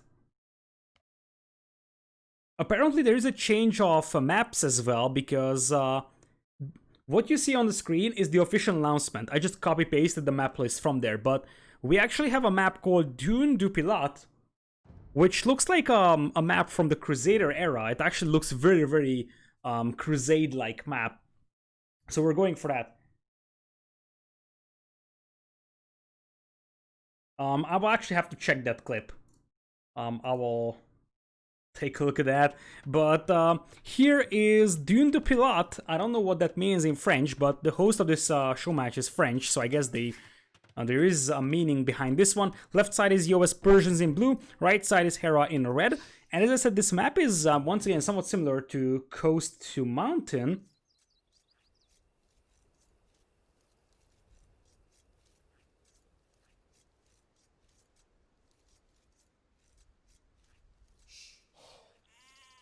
What the hell, Ashley? How did that happen? You actually have... Oh my goodness.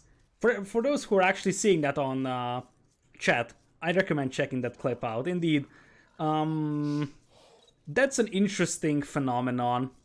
Try verifying the Steam files. But yeah, this is the life of a caster. I don't even count how many things were broken in my game ever since I'm using outside stuff like Capture Rage. So, it means Dune Dune at the Atlantic. Okay. Well, as I said, this map is once again very similar to Coast to Mountain, and this is again amphibious terrain over here. It's a little bit hard to see. But basically, you have a pond on the south with deep fish. There is some gold and stone over here in the relic. This is very, very reminiscent of High Tide from Hidden Cup. A hill in the middle with a little bit of gold, some reeds, and a relic as well. And we also have some relics on the north. Most of the wood and stone is on the north. And honestly, I think this map would be This map would be a little bit better if you had a little bit more gold in the middle. Because as I'm seeing this hill right now, I don't think this hill is important enough strategy-wise. It looks nice aesthetics-wise, but I feel like this hill is just not important enough for gameplay purposes. A little bit more gold here would make more sense. Anyways, beautiful map for Mr. Yo over here. Look at that. Double back gold, some back stone and back wood lines. His primary gold is on the front, but it's not like it's a big deal. Resources seem pretty standard, so 2 boars. Seems like you start with 8 sheep, berries, wood lines. So this is basically Arabia resources to take a look at. And now we have a completely different approach from Hera. Previous game, he tried a land-based approach. Now he's going Italians, which guarantees that he's gonna go for a dock. And Yo is playing Persians, which is going to be a hybrid build here as well. So we're gonna have a hybrid versus hybrid fight, or hybrid Civ versus hybrid Civ type of fight, and both players will probably go for water control early on. Both players have, honestly, no. Yo doesn't have a wallable map, no matter what I do. Imperial Camel picking Turks on Arabia. The next time I play, I'll pick Turks on Arabia. I promise. So, yeah, Yo's map is like super open. Whereas for Hera, it's actually a relatively easy wall-off. So, I can see Hera actually walling himself to a certain extent, and then trying to prioritize the water fight. That's a beautiful find from Mr. Yo. That villager has no loom. Oh, that was beautiful. By the way, this is actually unwallable patches here, I believe. So, Hera is going to lose a villager at the beginning. And the answer is Hera killing a villager from Mr. Yo.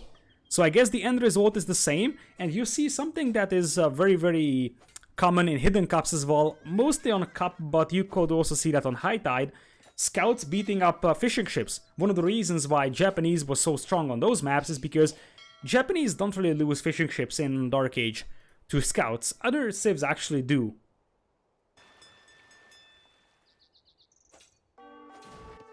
So, Hera could also try getting some fishing ship kills over here, because Hera now lost a fishing ship as well.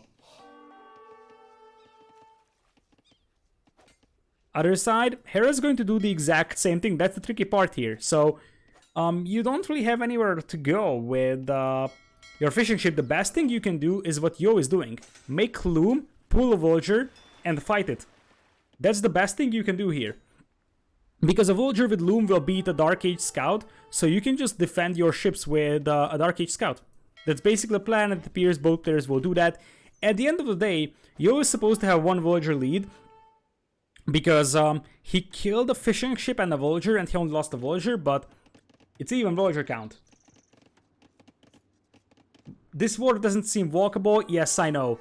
This is actually pretty confusing, that this doesn't look like a walkable water, but it is. It definitely is walkable water. You can see those brownish patches below the water, but I agree. I think it would be better with boglands, so it's a little bit easier to see. Anyways, Hera's got more HP on his scout over here. Yo has lost quite significant HP, and there is one idle Vulture right now for Mr. Yo chasing that scout. Hera is being very, very annoying over here with that scout. He's doing that one beautifully, and when he gets to Fuel Age, he's gonna have extra attack on that scout as well, and he should be able to beat Yo's scout without any problems. A second dock is coming in here for both players, and Fuel Age will kick in a little bit faster for Mr. Yo with that faster working Persian TC. And that is not going to be enough for, is it? Oh, it's enough for Yo. It was just enough. That was so well timed. That was so well timed, man. That scout had like 20 less HP than Hera's scout and still won the fight. That was beautiful. Anyways, Hera's gonna go for 4 on gold, so it's double dock galley opening here against the ships. Yo is going to open traditional fire galleys, and Yo was a little bit later with the double bit axe, but not really a big deal right now for him. So, he still has a scout working for him, which is going to be nice, just gathering some map intel.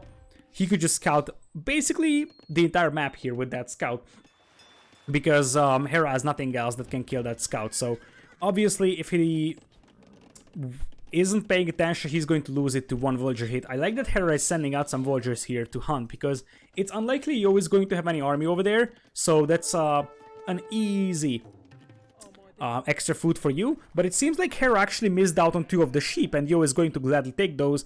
And this is the thing here if you're playing galleys, if you're Hera. If you can keep those galleys alive and get like 4 or 5 galleys out on the field, you will have a nice little advantage here. But that doesn't necessarily seem to be the case, and Yo is chasing down those galleys right now. Yo is also doing a nice job saving the low HP galleys, so he's just gonna run back home and get repairs. And that's an early barracks from Yo. Yo also is known for being aggressive with towers, and I can see Yo trying to tower that gold mine to disrupt the ship production of Hera. That would be quite Yo-esque, so to say.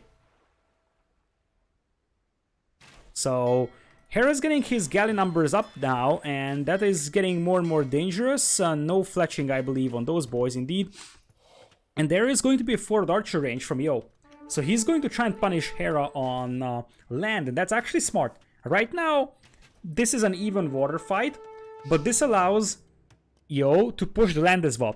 This is pretty uncommon on hybrid maps like this. Oftentimes, one player only starts making land units when he completely lost water. Like, if you have seen Hidden Cup, you would actually think that as well. And look, you can see that Hera has no idea that this is happening. Hera is making a blacksmith here. He probably doesn't suspect that there is actually going to be land push, because normally that doesn't really happen. Usually it's fire galley versus fire galley, and whoever loses that is going to try pushing on land. So players don't usually go for defensive units on land until their opponent has actually lost water. Now, that being said, Hera is eventually going to win water here, because he's got a lot of galleys now, and Yo doesn't seem like he's going to be able to destroy that. But you also have to add that Hera could actually lose some Vultures here to archers. But this is tricky. Hera's gonna be walled. You cannot wall on this dark patch, so Hera's gonna have to walk all the way around. But by the time Yo's archers arrive, I feel like Hera is going to be fully walled, and that would basically mean that Hera's gonna win water, and Yo's land push isn't really going to matter. Even the scout goes down, but that wall isn't finished yet. And just 2 archers could cause so much chaos in Hera's base.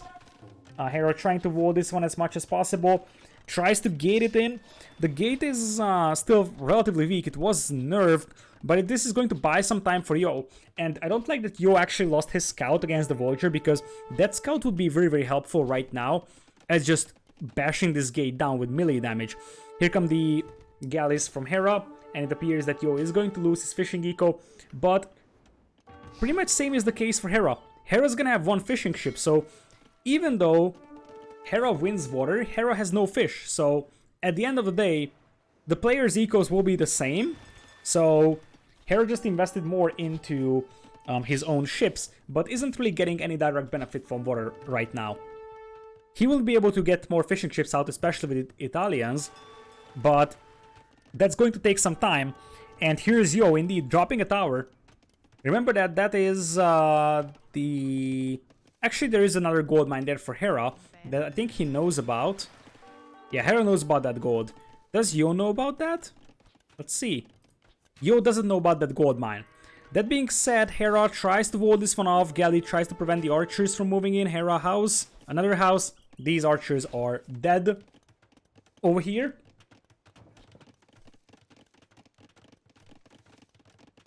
So here's a tower up though. Hera will probably be able to get a defensive tower up here, because I don't think that the tower can actually reach these Voyagers behind. Or can it?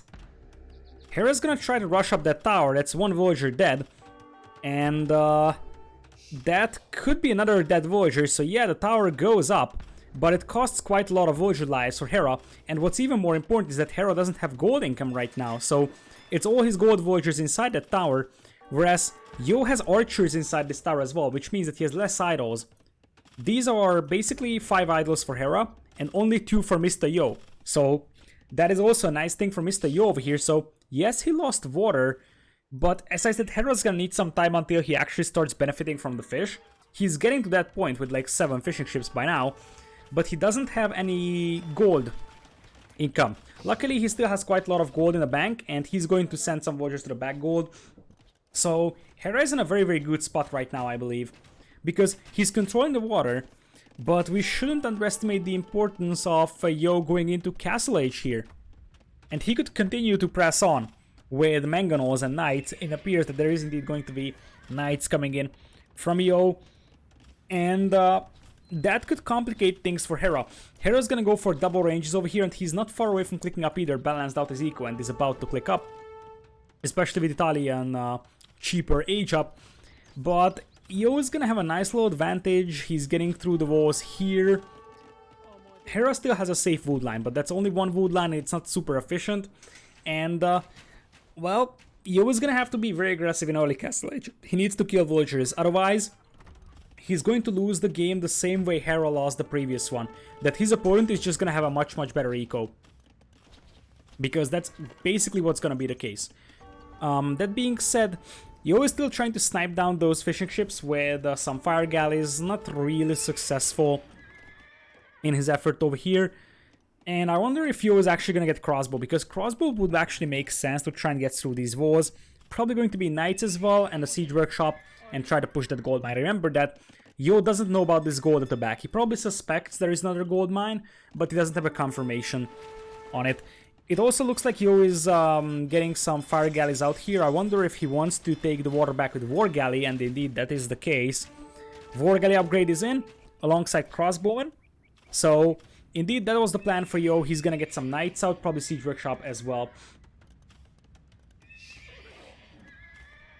Could you switch the stat screen on the bottom of the screen? I could, but I feel like that's probably the most reasonable. But we can actually do with value. Yeah, KD seems like a reasonable one then. KD, value spent, destroyed, and gold percentage makes quite a lot of sense here. Nice market wall from Hera for now, but there will be knights coming in as well. And as I said, Yo is gonna have fire ships out as well. So is Hera gonna go for a war galley upgrade himself? If he gets war galley, then there is going to be no problems dealing with Yo's fleet. But if he just remains at galleys, he's gonna get absolutely destroyed on the water. So this is still doable for Yo, and it appears that Hera is going to prioritize crossbowmen over here with Botkin. Botkin is not something that Yo has, but suddenly he could actually retake the water. Vorgali is on the way as well for Hera. So Yo is gonna have to take this fight before Hera gets to Vorgali. And I'm not sure if this is enough. I mean, it's still 10 galleys and a bunch of fire galleys. Yeah, this is just bad for Yo. He's not gonna take water back this way. He tried sniping some fishing ships, but that didn't really succeed. I feel like there could have been more value at just trying to engage this one and trying to continue fighting on the water, but at the end of the day, Voyager count is actually similar, so Persian TC is helping out a tiny bit for Mr. Yo, who is going to be on TC number 2 now. Knights are coming in alongside Mangano, and you could try taking down the Blacksmith, which would annoy Hera a tiny bit like that. Yeah, Hera has defended this one very, very well. His reaction to the Archer aggression was nice and clean, vault himself up quite nicely. Transition to the back gold mine when this one was under pressure, so Hera has defended very nicely against this one. Basically, Hera is doing the same thing that Yo did in the previous game. He had the fishing eco advantage, and now he's defending to a point where the fishing eco is going to carry him in the game. That's basically what is happening, and just as good as Yo was doing it in the previous game, Hera is doing it really well in this one as well. Just sit on that extra fishing eco and just let it carry you with Italians. Here's Bo7 coming in here for Yo.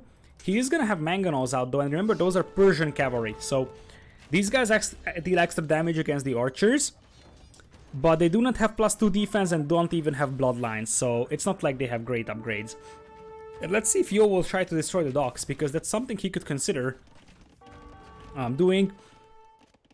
And Yo also mining stone with 5. I wonder if he considers dropping a castle, because Hera's running out of this gold mine slowly, so if a castle goes up here, and that might be possible, that could complicate things for Hera quite heavily, to be honest. Also, Hera's fishing eco is going to become a little bit more inefficient as time passes by, because the fishing ships have to travel a lot longer distances. And it looks like we're gonna have a Knights and Crossbow push here once again. Nice reaction from Hera to drag that Voyager away. These crossbows now have Botkin, but no reaction from Hera over here. Absolutely no reaction, the Knights are in.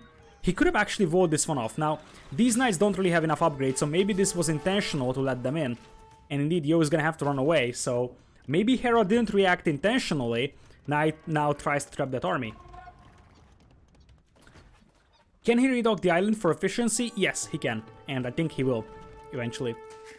So, at this point, Hera is just happily sitting on a bunch of fishing ships. His eco is a lot more efficient than his opponent's eco is, and he just needs the upgrades in, basically. Like Bo7 would be very nice here, but remember, he's Italian, so he can click up to next stage cheaper. He's got a siege workshop, he's at a university, so technically, he can just wait and click up in a matter of seconds. Genoese crossbows would also be pretty devastating against the army composition of Yo, but I feel like it's just gonna be pure art, because Hera obviously is thinking about clicking up to Imperial here. It's not like it mattered. Like, if Hera starts moving with those 30 crossbows to this, Yo is like Omega dead. Yo isn't in a great spot already, but those crossbows would devastate Yo, because he went for forward buildings. Defensive tower is up for Mr. Yo over here, but there is just so much surface that it can be attacked. Like, so much. Basically, the entire base of Yo is wide open. So, one Mangonel goes down over here. Hera picks it off. Nice little split over there from Hera. Fires down hills, and Hera's looking sharp in this one. Hera's looking very, very sharp, and that was a quite bad hit on top of those crossbows. But Yo is still without bloodlines or +2 defense, so it's not like it's the end of the world for Hera to engage this one. And that Mangano is also relatively weak. Hera. I jinxed him pretty hard here. I said that he's doing a nice job, and he was before that. And, well, he still has the crossbows alive, but he ate a big mango shot. So, yeah, honestly, Hera could have clicked up a long before. I think it was just focused on microing his units, and that's why he didn't click up. But if he balances out his eco, he could have clicked up a little bit faster. Anyways, a lot of low HP crossbows, so they will be finished off by the tower. They end up killing one more villager, so I guess there is some value. But yeah, that mango hit wasn't really great for Hera. Anyways, he just needs to focus on not losing his crossbows, getting the arbalasts out, and he can steamroll the game with arbalest and bombard cannon. He has ultimate water control, so his fishing eco is untouched. And he can just get a dock up here for some additional efficiency. There's actually a dock here for Yo, making a lot of fire ships. Yo is still determined to take the water back, and the thing is that these knights, especially if they had a little bit better upgrades, they would just smash Hera's crossbows. So if these were +2 Bloodlines knights, they would absolutely smash Hera, and the only problem that Yo is going to face is that Hera is going to be an imp. But otherwise, Yo has the eco, Yo has military numbers, he technically has unit composition that can beat Hera right now. Hera is supposed to be able to drop a castle, but he's not doing it right now. And I wonder if he plans to drop a castle somewhere around over here, close to the stone, and go for Genoese crossbows against the knights. It is very disturbing that Yo is missing the armor upgrades from those knights. Like, he obviously has the resources for that, and if he had the +2 defense, these would be much better fights for him. Anyways, for now, Yo is going to try and push the water. I think Hera has enough to defend against this one, and now Yo is getting +2 defense, but Hera, 30 seconds away from Imperial, and that's gonna be arbalasts. I don't think we are going to see a lot of Genoese crossbows, because Hera doesn't need it. And I feel like when you have arbalast, the best spot for a castle is here. Take that hill, it's in the middle of the map, and then you can just use that as staging ground. Hera and Imp, and that should be arbalast and bracer immediately. Look at Yo's reaction. He's going to try and fight immediately, because he knows that when those guys are upgraded to arbalast, this is over. Let's see, Hera still without the upgrades. This is a dangerous play for him, but so far it's looking good. Hera is going to lose quite a lot of vills here, something to pay attention for. Hera is behind by 20 vills, and that's going to be even worse for Hera. So Hera's gonna have to make up for that with a large amount of villager kills using his arbs, but he needs to prioritize the mango first and then kill the knights, and this is the moment where Hera is gonna be pushing, and Zupi is also coming in here with the raid as well. Thank you so much, Zupi, for the raid. We're casting a Hera versus Yo show match over here, and here's the castle I was talking about. That's basically the cast that you have to make. Pay attention to Yo also going into Imp, and Yo's got a 25 villagers lead, so if it's only arbalest, Yo's Cavalier will actually be able to beat that. Because these arbalasts are just standard arbs, and the Persian Cavalier will just eat it with the extra damage against archers. So Hera has to attack fast here. He can't afford to let Yo get into Imperial and get to decent Cavalier numbers, and Yo's eco is better, so he could actually get to a reasonable amount of Cavalier pretty soon. So, dock is cleaned up over here, which means that Hera's gonna have ultimate water control, but once again, look at Hera's fish. Hera's got no fish, so yes, he has water control, but what for? He doesn't have any food income from the fish, and at the end of the day, Yo has a 20 villagers lead. Don't tell me Yo is going to turn this one around. Because right now, I'm not sure if Hera can push fast enough here. Like, he doesn't have siege to destroy buildings with, and Yo is getting the knights out already. 40 seconds away from Imperial. And, well, eventually this tower is gonna go down, sure. That's one thing. And this is the good thing for Yo. He's got a lot of gold at the back. He's got 2 gold mines at the back that he can use. A few villagers will go down, but the villager lead will still be there. And, as I said, once those guys are upgraded to +4 Cavaliers, they will be able to smash this army. Yo also having a mass migration of villagers to the north. And it seems like he's patrolling these knights to prevent Hera from getting there. And see Hera's reaction? Sees that his opponent is up to Imperial, retreats immediately because he knows that his crossbows won't be beating the Cavalier from Persians, and indeed +4 and Cavaliers on the way. Yo, still 17 villagers lead. Yo might not be dead yet. In fact, I'm starting to like Yo's position more and more over time.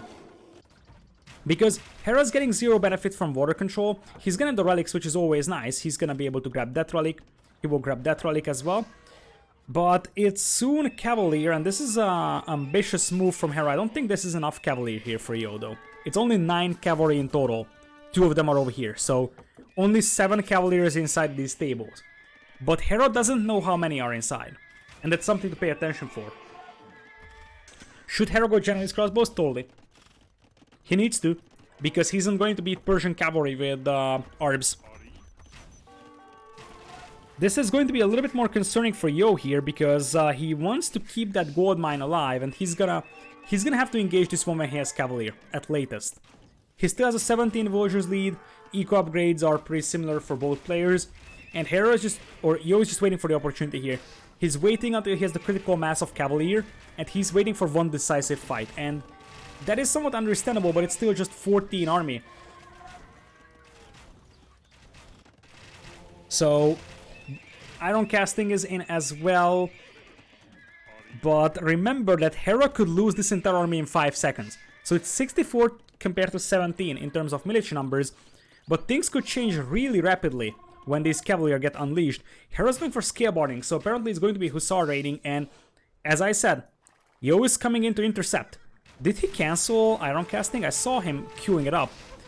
And he even is gonna have the hill here, and that's a beautiful surround on those Arbs. And remember, Persian Cavalier get extra damage output against archers, so they really smash those archers easily here. And suddenly the militia is gonna be even soon.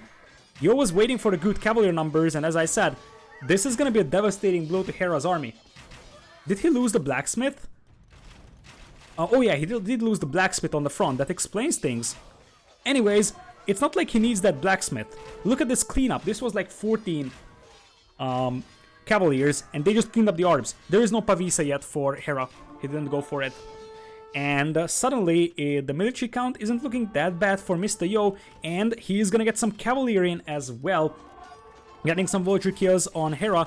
Yo with a 10 villagers lead. Hera also kills quite a lot here from Yo on the north, but once again, these Arbs will get destroyed. And this is so smart from Yo. Look at this. He's making cavalry over here. And these Cavalier are running into the eco of Hera right away. That's so good for Yo right now.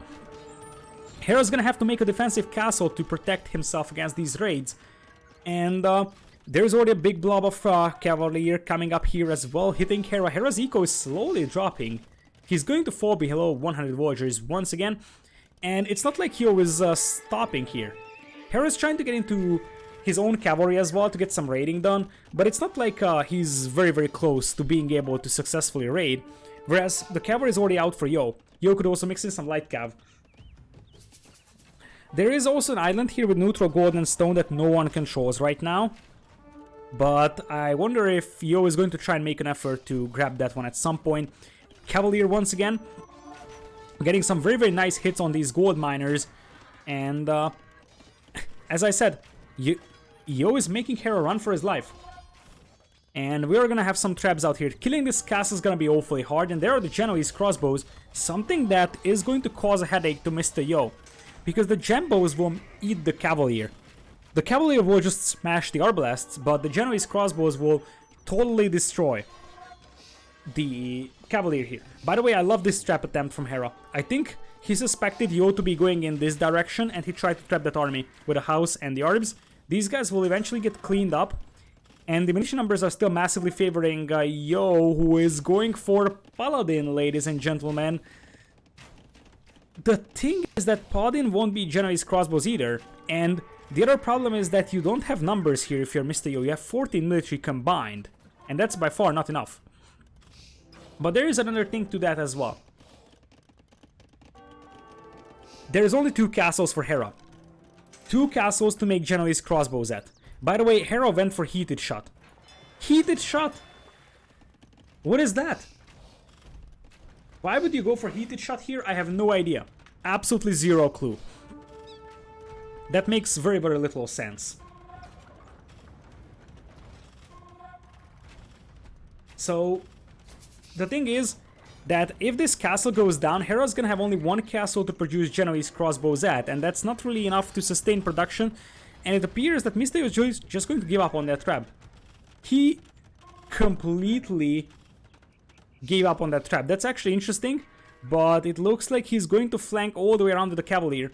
Hera's gonna get some cavalry in himself, and Hera is excellent with Cavalier raids and Hussar raids as well. So that's something to pay attention for, but I like that Yo has some stone walls. Yo is running out of gold, which is something that's interesting to monitor, but that's a lot of Paladin, and I'm not sure if those Genoese crossbows are enough. because those Persian paladins still do extra damage against the archers here, right? And it's much easier for Yo to reproduce or replenish the paladins than it is for Hera to get more Genoese crossbows on the field. And guess what? That's a lot of paladins on the field. We're talking about 28 paladins against 8 Genoese crossbows only and 22 arbs. Those arbs are holding the hill, but in the meanwhile, Hera is going to lose quite a lot of vultures, bombard cannons over here, his access to gold as well. No one is actually contesting the middle here as well. And it looks like a kept ram coming in here to try and destroy that castle. I think that castle will go up, even though Hera will definitely lose some villagers in the process. But yeah, the castle does go up. I'm not sure how long it will stay up though. That's actually a bit of a misplay from Yo. Those are very, very expensive cavaliers or paladins. So it's not like you want to throw them away like that. But Hera's got a lot of idols. Half of his eco is idols. You can see there, 53 idols for Hera. And once again, those cavalry or those arbs will actually get caught off guard. There's siege ram for Mr. Yo. And remember, Hera has 77 idols. Is Yo going to do this? This is by far the best game on the series, and numbers will be better. Yo is actually out of gold, that's true, but there's a lot of stone here and Yo went for guilds. So what Yo is going to be able to do is sell his stone for gold. As you see, he's doing it right now. He's selling stone for gold, which allows him to keep pressing on, and he probably knows that Hera is also out of gold. And Hera indeed is out of gold. He's still got 25 idols. Hera's eco is still pretty good here, but there is paladins raiding his eco. And there will be siege rams coming in the military numbers. Those are much, much better right now. For Mr. Yo, I could see commander and crossbows here for Mr. Yo as a unit that could deal with the Genoese crossbows cost efficiently. Or I could just see maybe even skirms being mixed in. A lot of villagers running for their lives as the siege rams arrive. And yeah, Hera should be going for the gold here on this island. He sees that, and that's something that he needs to have. And now, as you see, numbers are better for Yo. This castle is about to go down, which would make 11 other villagers dead, and it would give the entire northern part of the map in to Mr. Yo's hand. And as I said, Yo is going to sell his stone. That's the trick here. He's selling his stone to be able to sustain the paladin production. And now, there is siege ram coming in. Remember, there is only 2 castles for Hera to produce Genoese crossbows on, and one of them is actually on fire. Now Hera's moving to the gold mine in the middle, but this might be too late. This might be too late for Hera because he's got quite a lot of punishment on his eco, let's say. And it's not like Yo cannot actually dispatch like 5 paladins and destroy this anyways. And what's the most important thing I believe is that this castle is about to go down. And if it goes down, Hera's gonna have 1 castle to produce Genoese crossbows at. So technically, Yo can just overrun him with superior paladin numbers. Pretty soon, Cat Trap still stands. Hera's gonna pull some wheels to repair the castle. But yeah, that's gonna be enough. 6 vultures against 1 trap is going to be fine. Hussar on the way for Yo, who is just destroying Hera's gold income here. This is the absolute massacre here on the south. The castle here stays up, but there is a ram knocking on the wall, could potentially destroy the market, and that would make life hard for Hera. It's 34 army compared to 19, and there's 17 paladin in there as well. Yo is going to drop a castle on that island as well. He's going for it. Hussar will be able to intercept the bombard cannon, or not. Hussar aren't paying attention to the bombard cannon. That's a bit of a misplay from Yo. He could have killed that bombard cannon before it kills his trap.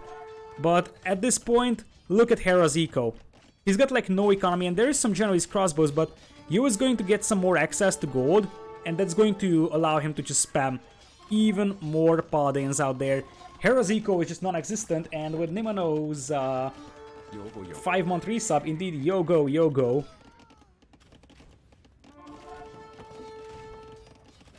Thank you so much, Nimano, for the 5 months of support. And at this point, I think Yo can afford to just lose his Cavalier over... Honestly, it's not very sustainable to lose all the Cavalier to the Genoese crossbows. But he has enough gold to just keep spamming them for a more time and just cripple Hera's eco. He's gonna have the mobility advantage. He can hit wherever the Genoese crossbows aren't present. And that's the key here. So as long as Yo can keep producing Paladins, he's gonna be fine. And he's actually killing a castle here with Hussar only. But soon he's gonna have access to gold once again. He has a lot of stone available too that he can sell or build castles from. And Hera doesn't really have anywhere else to go.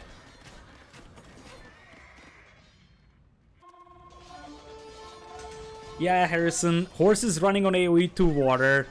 AoE free players being surprised on AoE 2 reality. But I have seen huge warships in AoE free on small ponds in tournaments. I have seen things like that. Like a 5-inch pond and you have a huge frigate on there. So each game has its unique way of playing it, let's say. So yeah, at this point Hera won't be able to sustain the cavalry production and he's going to fall apart slowly. 15 only on food, and Yo is just going to send wave after wave of light cavalry. And you're just gonna finish off Hera here for an even series. This is definitely a huge comeback from Yo, and definitely the best game of the series so far. Interesting map to play, to be honest. I feel like the previous map was a little bit more interesting, but this one is also fun. And Yo is making an insane comeback over here right now. So, especially if he sends a little bit more villagers on gold, so he doesn't only have 5, he's gonna be able to add some more Paladins, but I don't even think that he needs Paladins anymore. He just needs something that deals with those elite gen bows, like his own trash bows with Persians or skirms could work as well. That would be a relatively cost-efficient solution to this problem for him. And there are actually siege rams inside these buildings. You need some sort of support to destroy those theses with, but at this point, as I said, it's 74 villagers. And TC goes down, which would allow the cavalry to raid. The army of Hera is just very slow. That's one of the problems that Italians face. Italian army is generally very, very slow. It's a strong army, but it's super slow.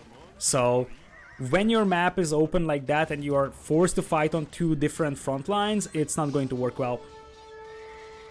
Hera is still not giving up because he still has quite a lot of Genoese crossbows, but it's just a matter of time, I believe, because the next wave of cavalry will hit this wood line and Hera's gonna lose 10-15 more vills. He's constantly adding more vills, but there is just so many idols. It is just not going to happen, to be honest. So, Yo also has free relics here on the north, which is a nice addition for him. I think Hera has 2. Yeah, Hera has 2, Yo has free relics. This could be a dead trebuchet over here, would be a bit of a misplay from Yo if he lost that. But it's wave after wave of Hussar. And as I said, next wave of Hussars will hit this wood line. This is exactly what Yo has to do. Just, if the Gembos are here, hit with Hussars over here. If they are here, just go to the south. And you will stretch out the defenses of the Italian player. Yo, after losing the first 2 games, he seems like he's getting warmed up. Game number 4 in the hands of Mr. Yo as well. Quick look at the stats and you're probably going to see a lot more gold for Mr. Yo. Yeah, indeed, 2.5k more gold. But also a lot more food, a lot more wood. 9k more wood, 16k more food. And 4k more stone. Remember that Hera lost his fishing eco in like early Imperial at latest, and he never really had any benefit from controlling the water. So Yo's land eco just overrun him basically. Relic gold was pretty much similar over here. And this is just all the raids that Hera suffered from. GG's, indeed, this was a beautiful game. So originally this was meant to be a map called Peatlands. I just copy-pasted this from the settings. But they played a different map, so I wonder what's up next. Let's take a quick look at the Civs. Persians are gone for Yo, and you have Italians gone for Hera.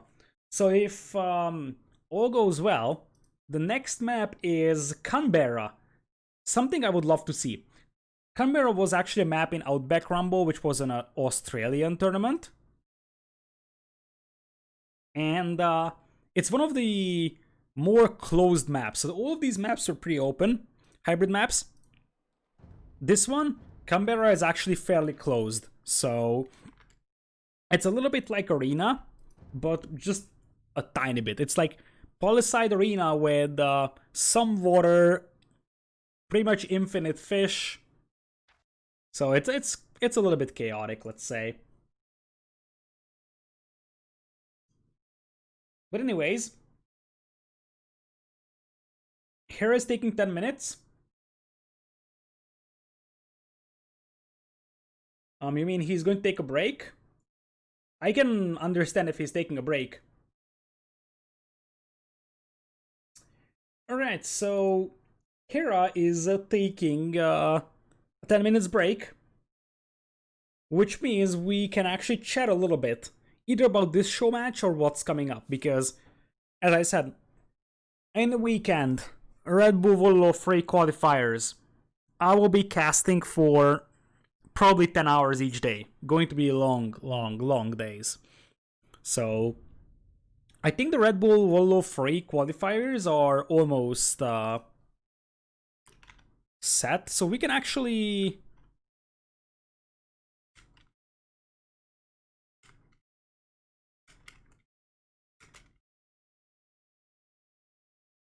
Let me open that up and let's actually walk through the players that signed up. Where is that? So we take a look at it.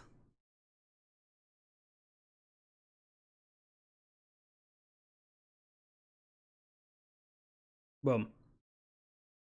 So Red Bull Volo qualifiers tomorrow and on Sunday.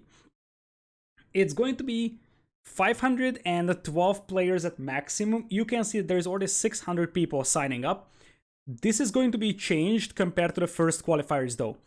First qualifiers was first come first serve. Whoever was the 512 first to check in, they were playing. Here, what's gonna happen is that the top 128 players will be guaranteed a spot and the rest of them will be selected randomly from those that actually checked in. So, yeah, participant list, yeah, there is ACCM. Pretty decent chance to qualify. Angelina Jolie, curious to see what he can do. He did beat Lan last weekend. Bars, Bacti, Bat Koala. All of these players are pretty solid, but I don't think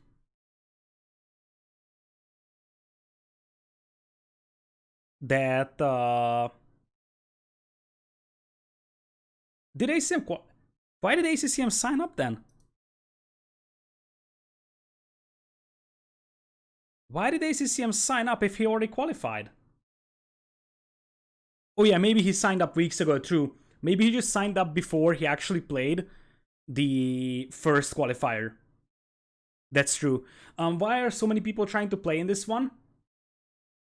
The thing is that you can win other prizes as well. Like you see over here, pack of Red Bull Volo hoodie. That actually is the dream for most low elo players trying to play in these.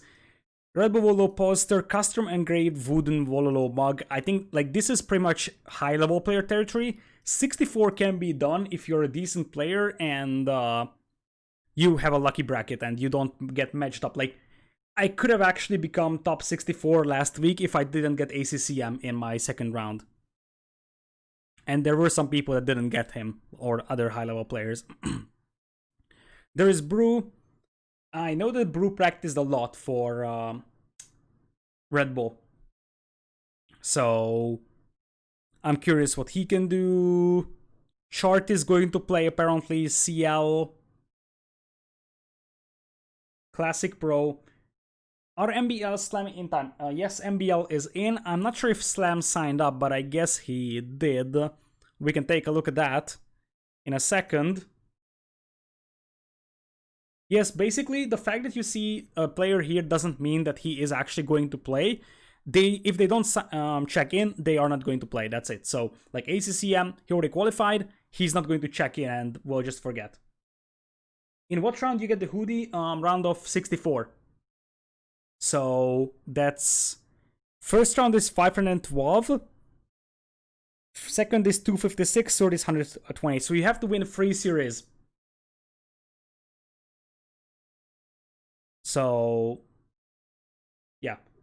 First 256 check-ins. No, first 512 can play, and top 128 will automatically be playing. So that means that 512 minus 128 is the randoms that will be able to play. There is fire. Like, the thing is that many players sign up for this, but honestly, 80% of these players don't really have any experience with the Empire War settings. So, yeah, I mean, I don't blame them. They want to go for the hoodie, they want to go for the Red Bull pack, they want to experience playing a tournament. Yeah, Kasva and Gabi, I was just going for the Kasva. I'm curious how he can perform. Don't underestimate him. He might be a surprise player. I don't think he can qualify because the competition is strong, but I would estimate Kasva to be there in at least the round of 32s, but probably the round of 16s as well. Gabi is going to play, indeed. Hart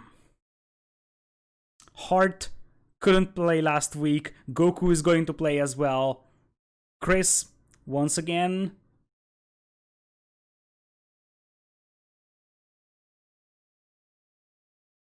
Oh yeah, Freaking Andy and Freaking Chris, two very good deathmatch players, will also play.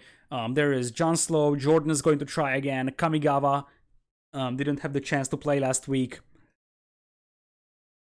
Compton, Kongen, some smaller names that are decent players.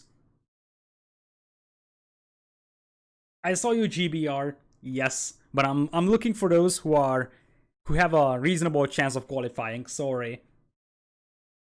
Licks, decent chance of getting in there. MBL is going to play in the qualifiers, and MBL is going to play in the main event if he gets there.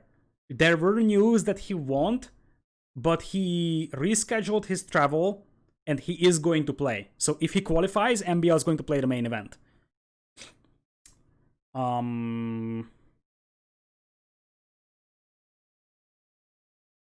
Someone named himself sodium hydroxide. I appreciate that. There is Noisick. Nilly is going to play as well.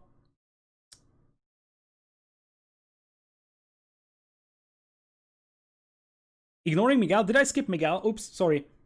I saw Miguel the last time I browsed through this one. So, yeah, obviously Miguel is going to be a decent player as well. Ziam, long-time H1 player, praise. He played for the Netherlands in 2v2 World Cup. Ra is going to play. Yeah, I was waiting for Ash to show up and say, Ra! Indeed, I'm curious what Ra can do. The last time I played with Ra, we had to explain him what a Rambai are, so I'm not sure how good his chances are. Zupi said he won't play. Zupi also signed up. There is Ryut. Running is going to play. Say my name. So there is a decent competition over here. Spring is going to play. Sorakuma, decent Taiwanese player.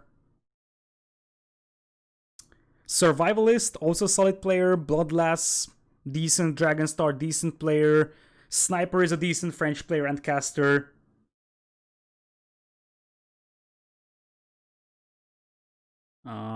What? Oh, did I miss Song Song and Stark? I'm going fast here, so I might have missed, but yeah, Song Song Stark is going to be interesting. Vilas is going to play as well. Yes, Vilas hasn't qualified. So Vilas has to play. Strong candidate to get in there. Vivi, Bad Boy, Vodka didn't play last week. Vizapi, Whitecourt is a decent player from Chile. Xerxes is the best Hungarian player, by the way. And Zupi. So, and there's also Panda. But yeah, the lineup here is pretty strong. So I can probably list like 30 players that will probably be there in the top 32. So I think the top 32 is pretty much set here.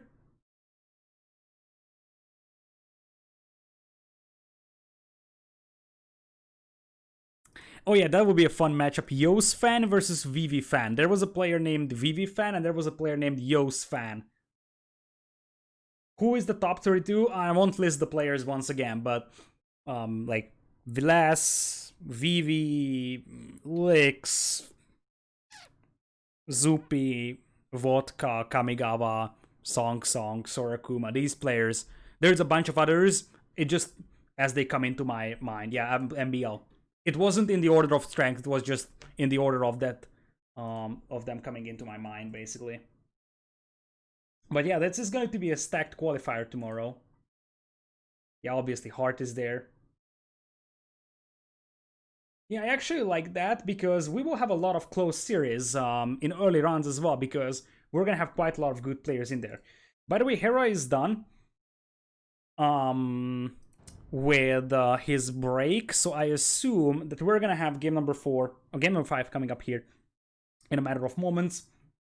So Red Bull qualifiers this weekend. Probably some show matches might happen next week. I don't know.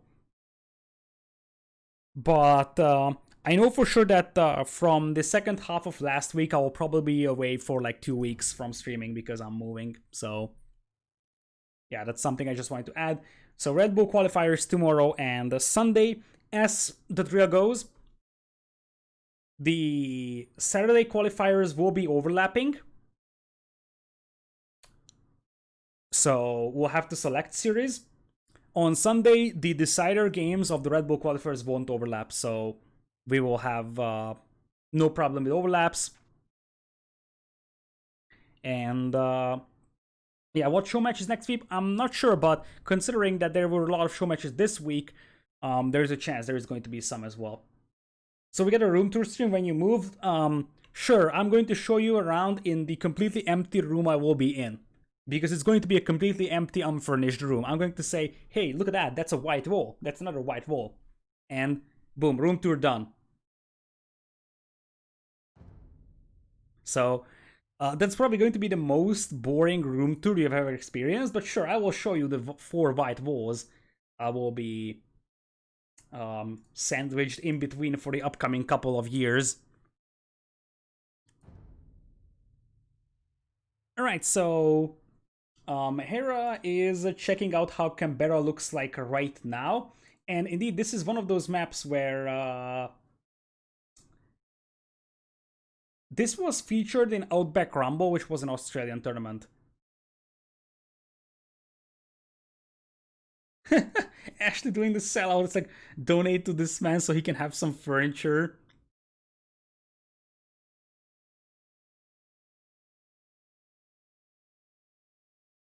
No, we're not doing that sellout here.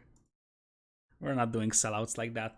So, Outback Rumble had this map, and I think we also had that in the French national tournament. There was a French national tournament. I think it was Clement and Cito playing in the finals. I think OGN hosted that one as well. So this is a map that he loves to involve. I think it's interesting for 1v1, but I've never actually seen a late game 1v1 on this map. I've seen this map being played like once or twice, but I've never seen a lot of games on that or very, very late game scenarios. Baba Orum and Cito, yeah, you're right. It wasn't Clement then. Clement is one of the higher level French players as well, so wouldn't have been surprised on Clement either, but yeah, Baba Orum, Cito. What's the subject of your PhD? It's chemistry, right? I'm gonna get +1 attack for my archer attacks. So, Canberra, ladies and gentlemen, the Aussie power is going to show here. The Australian community is amazing in competitive age vampires, by the way. Like, it's just amazing to look at the viewer numbers right now, by the way. It's so nice to see that I have like consistently 200 250 viewers on this show match right now. And I remember the days when I had like 5 viewers, and it was always the Australians saying hi to me in the morning, because I started my career pretty much casting the team games of Australian community on Woobly. And like players like Shed, All Caps, Zane, they were the first people to show up on my stream and say, hey, you know, your casting isn't that bad. So yeah, I also like the Australian community here quite a bit. Anyways, after this sort of halftime show-ish thing, we have a game here. So ladies and gentlemen, game number 5, and we are on Canberra. As you see, this map is like the love child of Socotra, Pond Arena, and the Palisade Arena, basically. So you got a Palisade Vault part. A little bit of gold, a little bit of stone inside. It's less than the actual arena starts. You have a small river leading to a pond here with one single deep fish deposit, but this deep fish accounts for 30,225 food. Don't ask me why this count. I have no idea. It could be more. It can be up to something like 2 billion, as far as I know, because 2 billion is the food count for the fish traps for Malay. Malay fish traps actually have like 2 billion and something like that food count. So, I don't know why this is 30,000 food. What is this fish? This is a standard snapper fish. You can see this on any map, but this map is scripted in a manner that this would have more food on it. So this is artificially scripted this way. You won't find this in scenario editor. You'll not find it elsewhere. This is specifically scripted for this map because you have a small pond, but you have a lot of fish for it. If this was one deposit of fish for 200 food, no one would actually care about that. The reason why you actually care about water here is because there's a lot of food in here.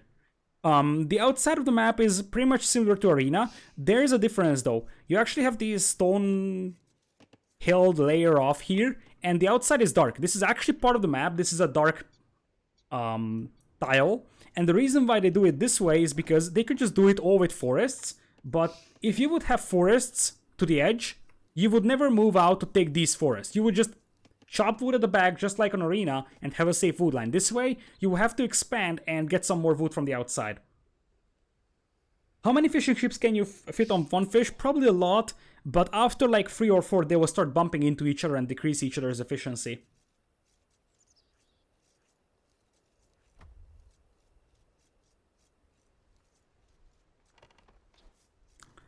Alright, so what else do we have over here? We have some random forage bushes. No one cares about those, to be honest.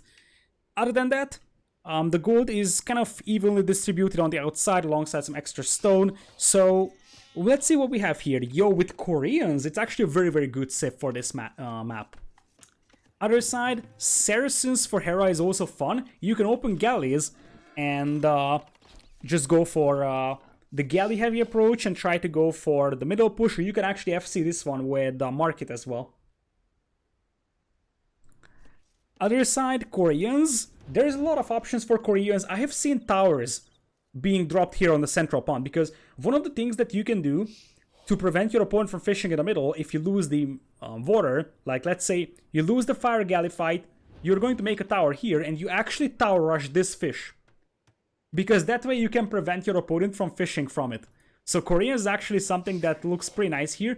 Plus, in Castle Age, it's not impossible that you go for like 1 or 2 turtle ships and you can just majestically sail all the way up here and start shelling the opponent's buildings with turtle ships. Anyways, Hera is standard 4 on wood as well for Mr. Yo. No surprise about that, and it appears that none of the players actually contest the middle for now.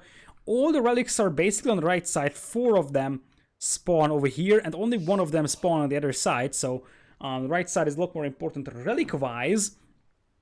And it appears that we're just gonna have a very, very passive and defensive Dark Age over here. Look at Mr. Yo!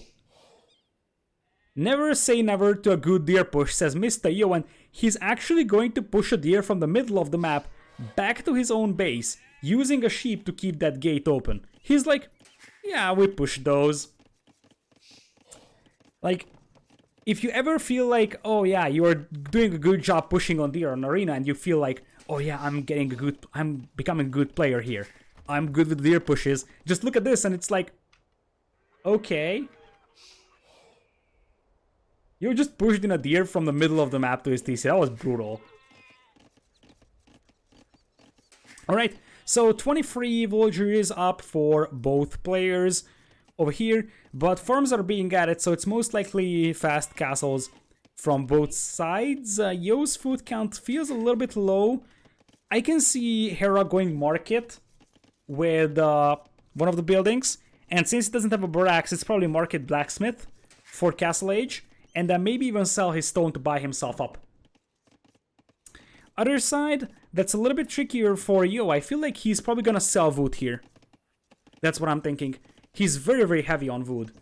Like, he doesn't need this much for the two buildings in Fuel, and he's not mining gold. Yo isn't mining gold, so he definitely is going to sell. Will they ignore water? I think if they are fighting for it, they're going to fight for it in Castle Age, but I can see them ignoring the water, because the thing is that you can just deny their opponent easily from actually fishing there, right? So, even if, let's say, Hera starts fishing, Yo can make a tower here, and boom, that fish is gone.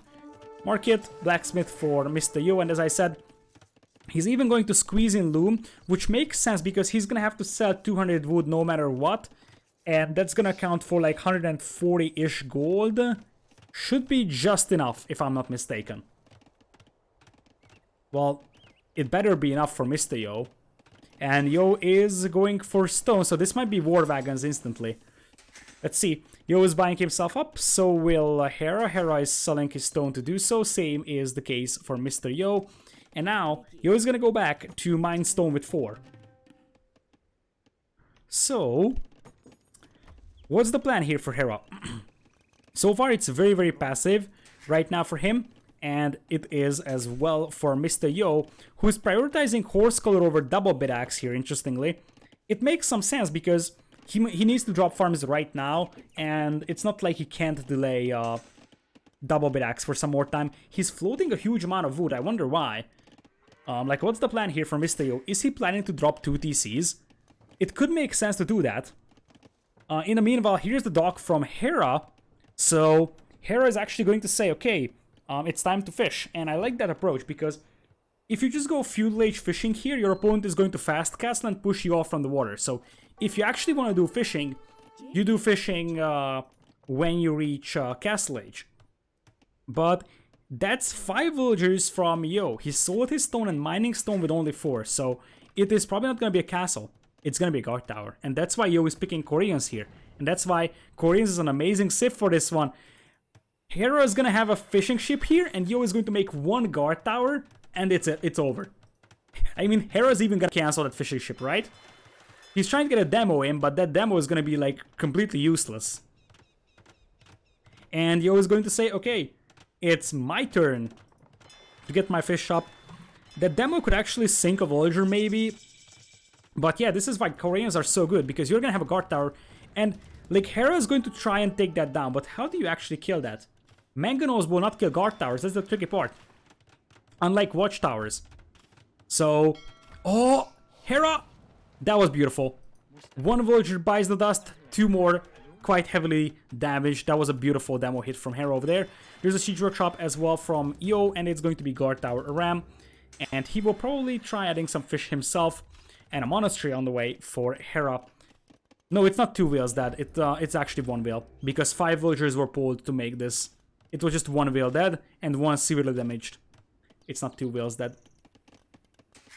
Anyways, only 3 villagers on food right now for Yo, so you can't really say his eco is very, very balanced.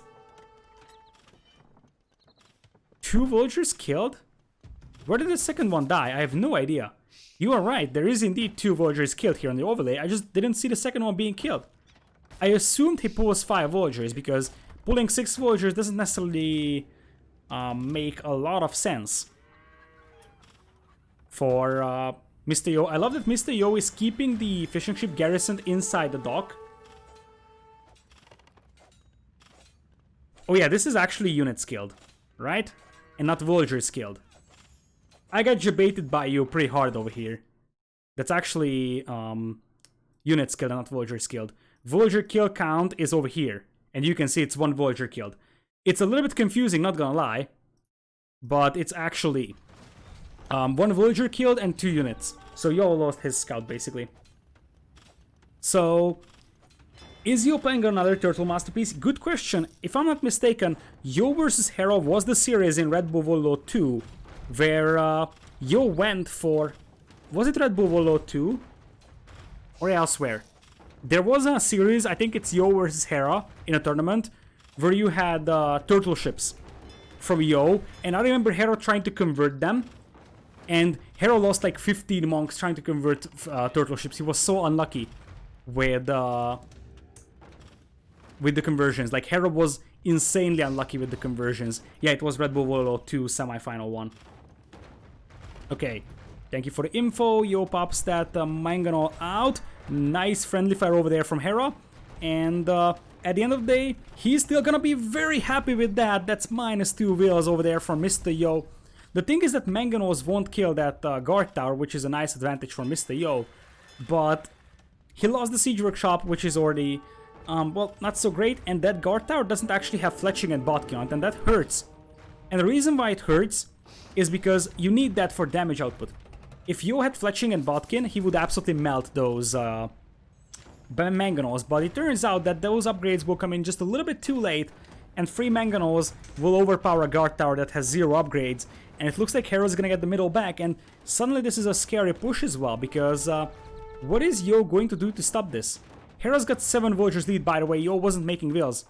Yo wasn't making vills for a long time, you can see that. He's got 2 minutes idle time on the TC, 20 minutes idle time on villagers as well. That mostly comes from the villagers garrisoned inside. But Hera can easily grab 5 relics now. Yo has 0 military and, well, yeah, there is a guard tower over here, sure, but Hera can now start making fishing ships, and it's not like Yo's eco is that amazing. This is looking pretty good for Hera. So, what now for him? He's gonna drop a castle. He's gonna drop a castle here, looking at that stone count. Nice 1 for 1 at the end of the day. A little bit more damage done by Yo than what Hera did. But this is gonna be a castle right in the face. Right in the face of that tower. So, yeah, the problem is that Yo can defend against this one for some time, but eventually Hera's eco is just going to be much better because Hera can start fishing. This is like an infinite source of food here. Hera has redemption as well, I believe. Does he? He seemed like he was converting that mangonel. Saracens do have redemption available, so it wouldn't be surprising. And it's like 4 mangonels, villagers repairing all of them. And if this castle goes up, the tower is going to go down, the siege workshop is going to go down. And remember that Hera has an 8 villagers lead right now. And he also has double bit axe. Yo never got double bit axe. He went for horse collar, but not the double bit axe here. And what is Yo up to? I think Yo wants to sneak a tower up here and deny that fish from the other side. That's probably a grand plan. And that's not a bad plan, to be honest. It's actually a reasonable idea. The problem is that this is not going to save Yo from being absolutely annihilated here. He's trying to get another guard tower up.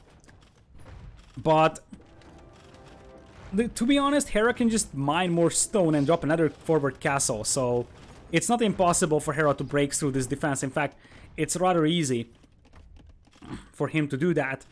And indeed, here comes Mr. Yo with the guard tower. Hera has no vision on that just yet. Remember that Hera is going to be 5 relics soon as well. He already got 2, third one is just coming in. And Hera probably knows that the relics spawn inside these surrounded areas.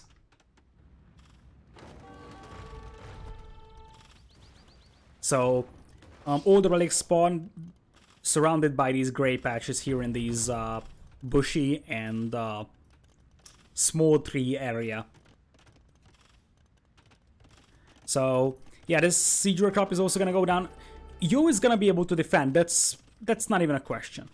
The problem is, how is he actually gonna deal with Hera here? Because what Hera's gonna do now is just buy himself up.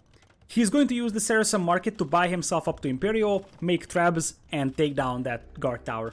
He needs like 1 treb or 1 bombard cannon to finish this one off. And that's exactly what Hera is thinking about. So this guard tower is going to deny that, but it's just an inconvenience right now for Hera. Even without these fishing ships, he has a decisive villager lead, because Yo barely has any food income. Yo pretty much went all in to try and stop that fishing economy, but that didn't work out. And, well, even though Hera is going to do a delete trick, that was a delete trick from Hera. He had a low HP Mango and he deleted it intentionally to get some more damage output on the opponent's Mango. So, Imperial Age on the way for Hera. And Mamelukes. I guess Hera is like, okay, I need some sort of army. And that's basically it. He makes a Mameluke to keep the villagers away from actually destroying that ram. That's so smart, look at that. The Mameluke is gonna camp down the bottom of that tower, so the tower can't kill it. And the Mameluke is gonna be able to kill the villagers. Villagers will try stopping that battering ram, and Yo's got a nice micro over here jumping into the the tower here to save the villagers. But now there's two Mamelukes. Yo trying to get a dock up here. Tower is almost on fire, so these villagers might also die. But it doesn't matter because, as I said, just one trap can finish this one off here without any problems. The dock goes up, but it's going to have a same fate. Also, 2 more villagers go down, 3 more villagers for Yo. He's behind by 10 villagers, and Yo is trying to make a turtle ship. Here's the turtle ship masterpiece. This is a game where we're seeing turtle ships, Mamelukes. Look at that. Not a game that you see very frequently, Mamelukes and turtle ships in the same game. And it's actually going to finish. It's actually going to finish here. Turtle ship pops out, finishes off the first Mameluke, gently spinning around in this little pond over here. So, yeah, the only concern right now for Yo is that he's dead. Because a single trap is going to finish him off completely. Like, Yo is trying to catch up in eco, but he's at 17 food. And, yeah, I feel like Hera can just give up on that, or honestly, Hera can just make a trap and take that down if he wants to, but he probably just prioritizes taking down that tower. Takes that tower down, can trap down the TCs, can send in 3 Mamelukes and kills everything. It's, by the way, at some point beautiful to see that in a competitive Age of Empires game, at 29 minutes, both players have an army of 2. So, trap sets up, no surprise about that, that's a bye-bye to that tower. And I'm not sure what Yo is hoping in. He's pushing even a Mangonel, but it's not like this is going to be anything dangerous to Hera. And we are actually going to have block printing. Once again, Hera converting Yo's turtle ships. This is becoming a pretty frequent sight in Age of Empires events. And with block printing, they should be able to keep outside of the range of that tower. Nice hit over there. Hera might be having some PTSD from that Red Bull game. Like, I remember, if I was Hera in that game, I would probably freak out like crazy. He was trying to convert turtle ships as monks, and monks are supposed to counter turtle ships by converting them. Finally, he's successful, and, like, this doesn't matter. This turtle ship doesn't matter, because this is what matters. It's a trap, taking down buildings, and Yo doesn't have anything to kill a trap. So, Hera takes game number 5 over here, and we do have a match point over here. So, let's take a quick look at this game. Majestic 14 kills, 14 losses over here. Hera actually destroyed 10 buildings. But yeah, that's 1,000 more food for... actually 1,000 more food for Yo, but probably Hera just bought it. Like, Hera mined 7,000 gold compared to 2k from Yo. So Hera was just buying resources here, as you would do with Saracens. Also nice little gold income for him from relics. In fact, if he had a better scouting, he would see the 2 other relics, and he probably would be out 5 relics instead of just 3. Better villager count the whole game for Hera. You can really see where Yo pretty much stopped producing whales. He started falling behind in terms of population, and that pretty much just snowballed the game because he didn't have the eco to match up against Hera. Alright, so that was game number 5, a match point for Hera over here, and we are gonna have... Oops, I need to switch to different seed. We're gonna have a Xerotis coming in here. I wish I remembered which map it was. I have no idea which map it was, to be honest. Quick look at the draft then. So, Koreans gone for Mr. Yo, and the Saracens gone for Hera. 2 games left. Oh, is the Tatars map? It's the Acropolis plus Golden Pit. Yeah, thanks so much. Indeed, Xerotis is a map that's like the children or the child of Acropolis and Golden Pit, basically. So Tatars would have been Yo's original pick here, I assume, but that was sniped. So I guess we're going Celts here. We could see Malians, but the last map is also a hybrid map, and Malians are actually better on hybrid maps. So I think Yo might be forced to pick Celts here. Other side, this map could be very, very good for Franks, because as I said, just like Franks being good on Acropolis, Franks could be very, very reasonable over there. Cheap Castles helps control the map as well, so I can see the reason.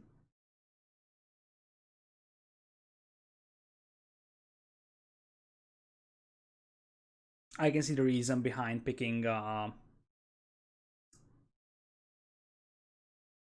Franks over there. Indeed, we need to add the score.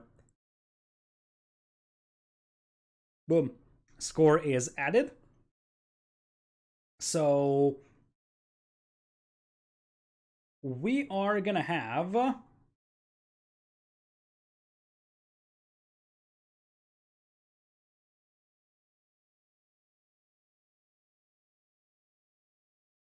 another game, I assume.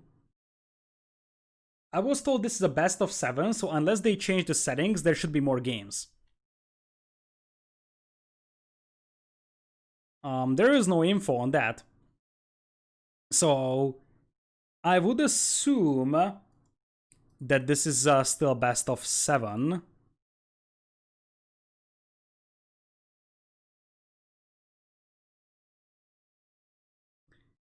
But yeah, basically, we're gonna have to wait until they jump into the next game. I really hope it actually ends up being a best of 7 and not a best of 5. Because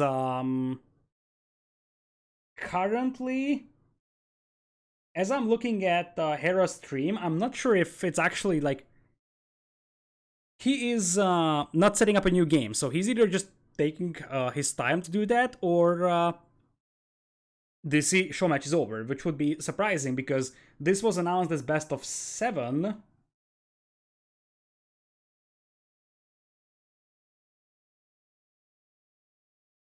Still best of 7. Okay, unexpected padding. Thank you so much. In that case, Hera is just taking his time setting up the game. I definitely want it to be best of 7, to be honest, because I kind of got myself prepared for a best of 7, you know. And I'm hoping that we're going to see 7 games over here. It is looking like a good show match. Like, I really like the maps. Some of them aren't really unfolding the way that it would be perfect. But for example, we have some very, very good maps like that. Fish and Fish map was actually super fun.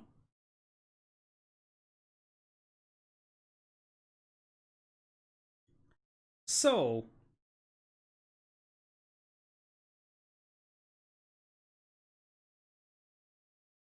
we are gonna have some more maps then, according to Unexpected Paladin. Let's hope that it is the case. So, yep. Once again, little sellout tomorrow. Entire day Red Bull free qualifiers. And same thing on Sunday. You're always in a lobby already. Okay, then we're just waiting for Hera then. It's fine.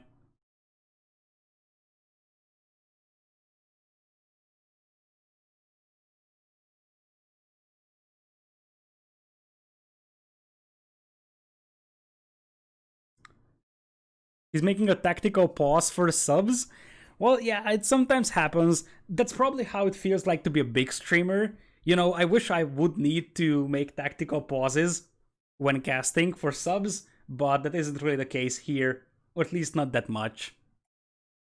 But yeah, I'm just joking here, so I appreciate everybody who is here. It's actually great to see that we have 200 people here watching this live. It's great feeling.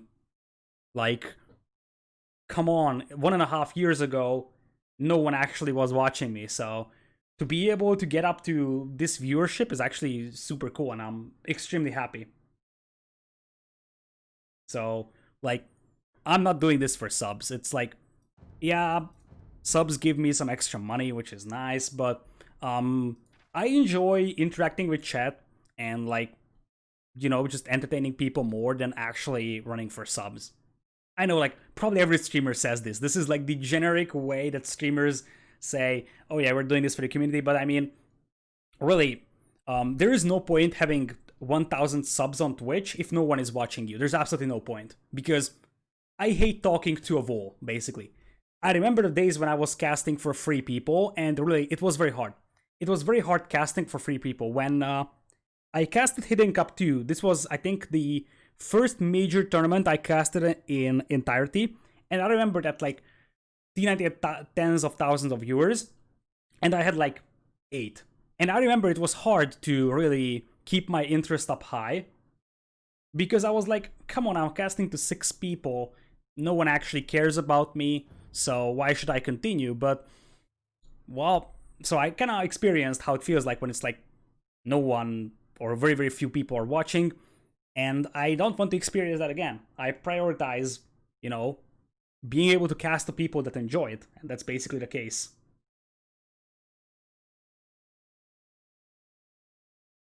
Alright, let's hope Hera's tactical pause is done, and it is.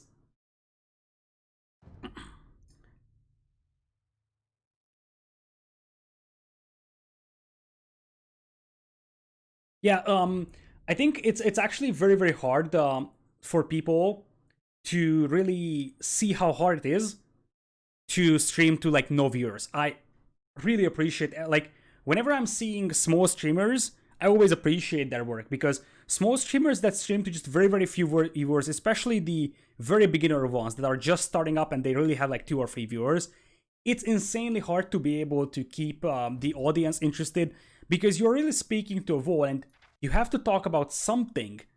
But when there is like no interaction with chat, it's just so hard. It's much easier when you have interaction with chat. So really, getting the first 10-15 consistent viewers is the hardest thing in streaming. If you get like 10-15 viewers that always come to your stream and interact with you, and you can have a good interaction with them, you have crossed the hardest part of streaming. Like, from that point on, it's just gonna be easier and easier.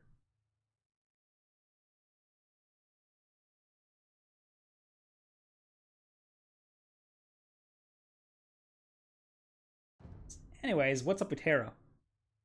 Okay, Hera is ready. Don't teach a class if the students aren't participating. That's a bit of a different thing. You just give them a fail if they don't participate in your classes. I don't remember exactly when I started watching you. I believe it was after an raid, but I enjoyed your comments, your professionalism, and your insight. Thank you so much. Really, for me, it helped quite a bit that I got rated by big streamers as well. I feel like being moderately successful at streaming, I don't consider myself super successful, but basically, I think I'm still at least drawing some attention here, and we have 200 people watching, so I guess there are people interested, and I think there is 2 ingredients to that. Number 1 is you have to be able to attract people. Some of that comes from raid, some of that comes from like knowing people. Like, I am pretty active in many communities, so when I started streaming, a lot of people that I knew from other streams visited me and said, oh yeah, hey, what's up? And the other thing is actually being able to retain audience. So being able to do an entertaining content.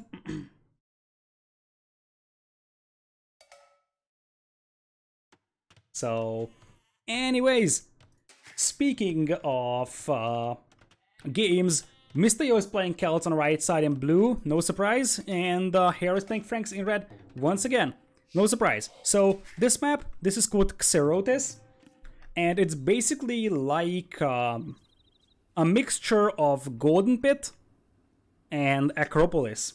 So that's basically what this map is. Franks, no-brainer Civ here. Celts, we'll see what they go for. I feel like the original plan for Yo was to bring in Tatars here, because he had Tatars in the draft, but that was the save that got sniped by Hera. Which means I would have loved to see Tatars here, but I don't think that Yo wanted to pick Celts on this map. It's more like he had to.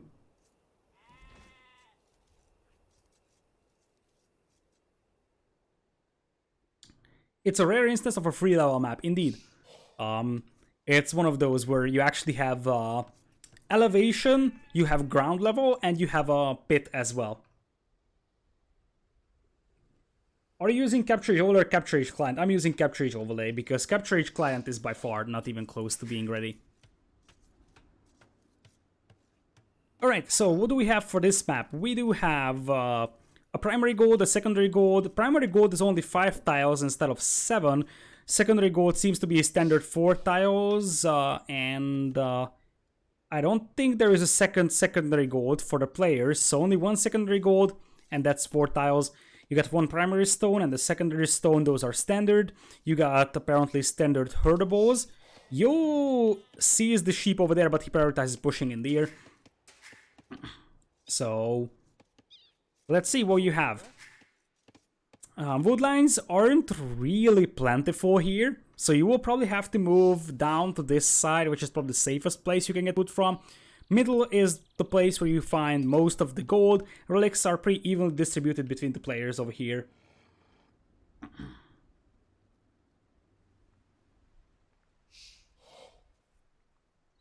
Could you have gone Aztecs here and played like Golden Pit? What do you get with Aztecs here?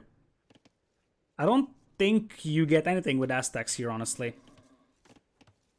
So, I don't think they're actually much better. I like Tatar's pick here, but that was banned.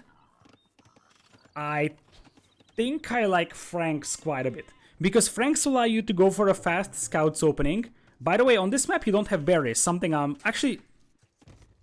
I'm blind. Okay, I've been casting for 3 hours now. This is my excuse. But, anyways, now that we have berries...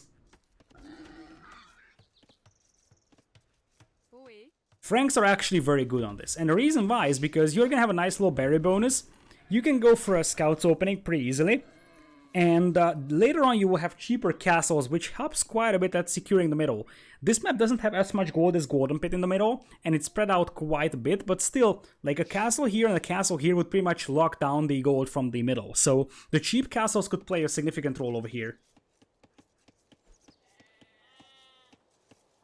Alright, so... pushing into the air is Misty, who has quite a lot of ostriches below that TC, so that's going to be a little bit of a food wasted, because he's gonna have some decay on this whiteboard, some decay over here, and there will be some decay on that ostrich when that ostrich actually hits the TC. Can the sheep push the deer? We'll never find out, because the villagers just utterly destroyed that ostrich. Anyways, it seems like both players went for the deer push, and we should have a 19 pop feudal here from Hera. Clicking up off the loom for Mr. Yo. I can see Man-at-Arms opening happening here for him, and I feel like that Brax timing is going to be relevant for that. Theoretically, this map is volleyball enough that you could actually gamble on a Drush FC, but I wouldn't love it. But yeah, it's 21 pop Man-at-Arms. With 4 deer pushed in, that should be no problem for Mr. Yo to pull off 2 villagers on gold. Man-at-Arms is actually a reasonable way to try and deal with Hera Scouts openings. Like, Man-at-Arms Vols could be something that Hera struggles against a tiny bit. Anyways, Yo tries to get a villager pick over here, but these villagers do have loom, so it's not like you can actually kill them.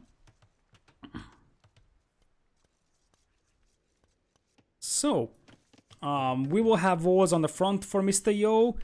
This is actually volable, but he isn't going to be fully voled by the time Scouts arrive from Hera, I believe. Hera will probably just wall his villagers in on this wood line. I'm not 100% sure you can do that though. Like, you might be able to drop a wall over here and here.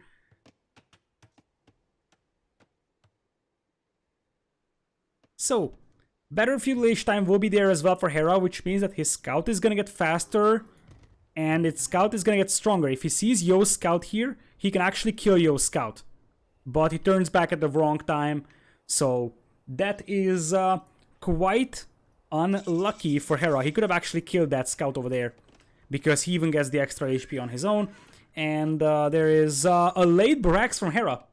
I think Hera forgot the Brax here, because he's rushing that up quite fast. So I have a feeling that Hera forgot about the Brax. Anyways, Vols are up for Mr. Yo. Nice little Vols over here on the left side, protecting the food and wood eco. Gold eco is going to be protected by just some tiny polysides over there. And that is a 4 man-at-arms opening from Mr. over here, so he's going very, very aggressive. And one thing that you get here with your man-at-arms is that Hera's Vols here are actually down hills. So the man-at-arms would be attacking down hills. They are faster than the Vultures as well. And what's actually good for Yo here is that this is the new patch, which means that the Palisade foundations are actually weaker. Yo could actually kill 2 Vultures here without any problems. Let's see if Hera reacts. But these Palisades won't hold. They won't... I don't know if they would actually hold against 4 man-at-arms, but Yo can just wait. What is he... Don't tell me Yo is leaving. Oh... Why? He could have committed to this one, and that's like sure 2 Vultures killed. He's trying to do the exact same thing, trying to attack through a building foundation. But here he would have had the chance to do it down hills. So that's a lot more extra damage and a much smaller chance for Hera to save these Vultures than he has the chance to save these.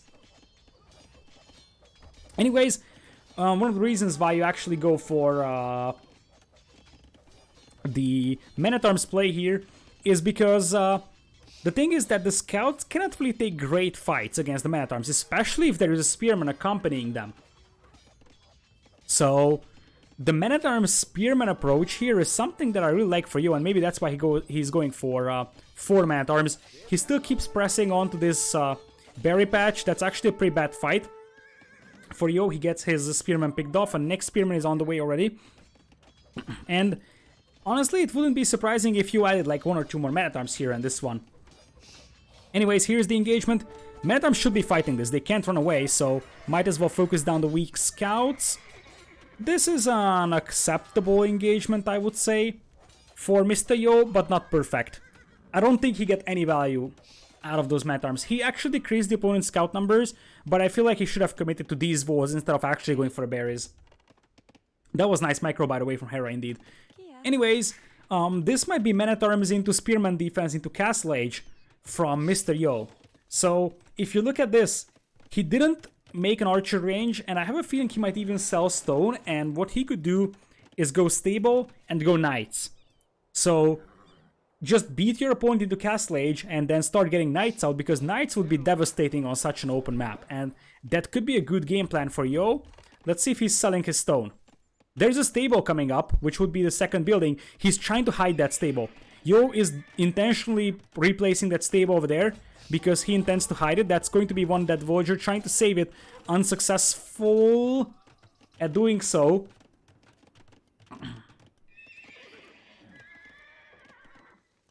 So here's the stone selling.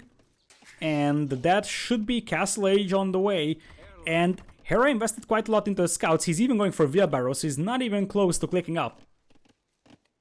So you got the stable. You probably want to mix in +1 attack here for Yo if you can afford it. It's a little bit tight. And I'm just double checking if Hera sees the stable, but he does not. This is why it's so important for Yo to place it in there. Because if Hera sees the stable, Hera knows that his opponent is up. Because the Celts will never make scouts versus Frankish scouts. The only reason why you drop a stable here like that, alongside a market, is to buy yourself up and go for Castle Age. Now, Hera did see the market, so he might think that his opponent is buying himself up. Did he see the deleted foundation? Maybe he did. It depends.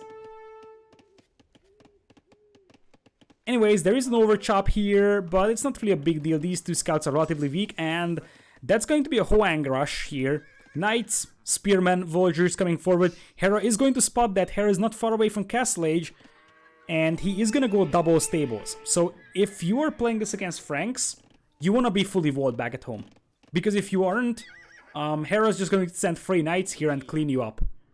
But this could be dangerous, and even an early pikeman upgrade is something I could think about for Yo. He's floating a lot of food and not getting any upgrades in on the blacksmith. Makes me wonder that he's missing a blacksmith. Yeah, that kind of explains why Yo is missing blacksmith upgrades.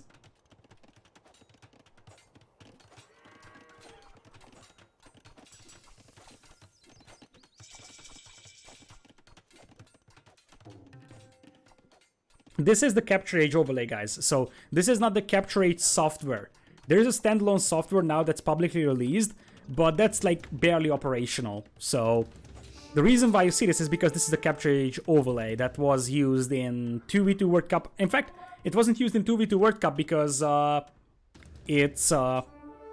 World Cup was played on an old patch and there was incompatibility.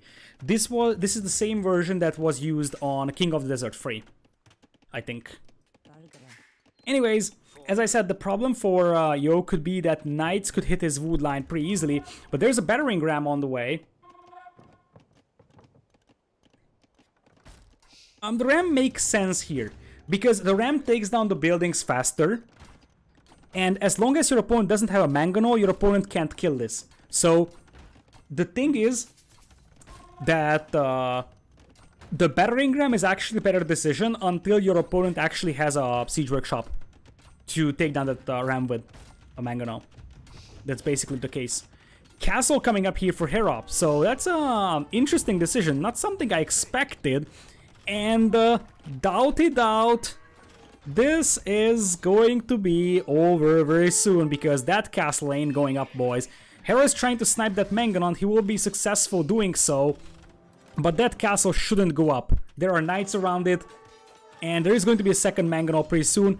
Ram garrisoned by pikemen. I mean, it might go up, but Hera's gonna be down to like 20 villas when it goes up, so it's the typical doubt castle here. This is like Omega Doubt Castle. A lot of those villagers are very weak as well, so if you send in your knights here, if you're Yo, you can probably finish that one off. There is one knight chilling over there. I'm not sure why Yo isn't committing to this. He could kill like 5 more villas. He could have easily killed a couple more villas, but he didn't commit. I don't understand why. That being said, this castle isn't achieving much, and the stable is still gonna go down. Hera's gonna have to replace his wood line over here. And, well, the stable here might not go down. That mangonel is gonna be lost. And 2 spearmen won't kill the knights fast enough to stop them from killing that ram, I believe. Can you just ram push the castle down? Takes too much effort, and your opponent can make throwing axemen fast. Throwing axemen can camp behind, and there you have no chance to kill the throwing axemen. Because the castle is going to kill your knights. Your mangonels will not be able to range the throwing axemen that are standing here, because the castle is gonna kill them. And the throwing axemen deal ranged melee damage, so they will deal with the rams pretty easily. So you can't ram push that castle down unless Hera makes a huge mistake, which I don't think he will.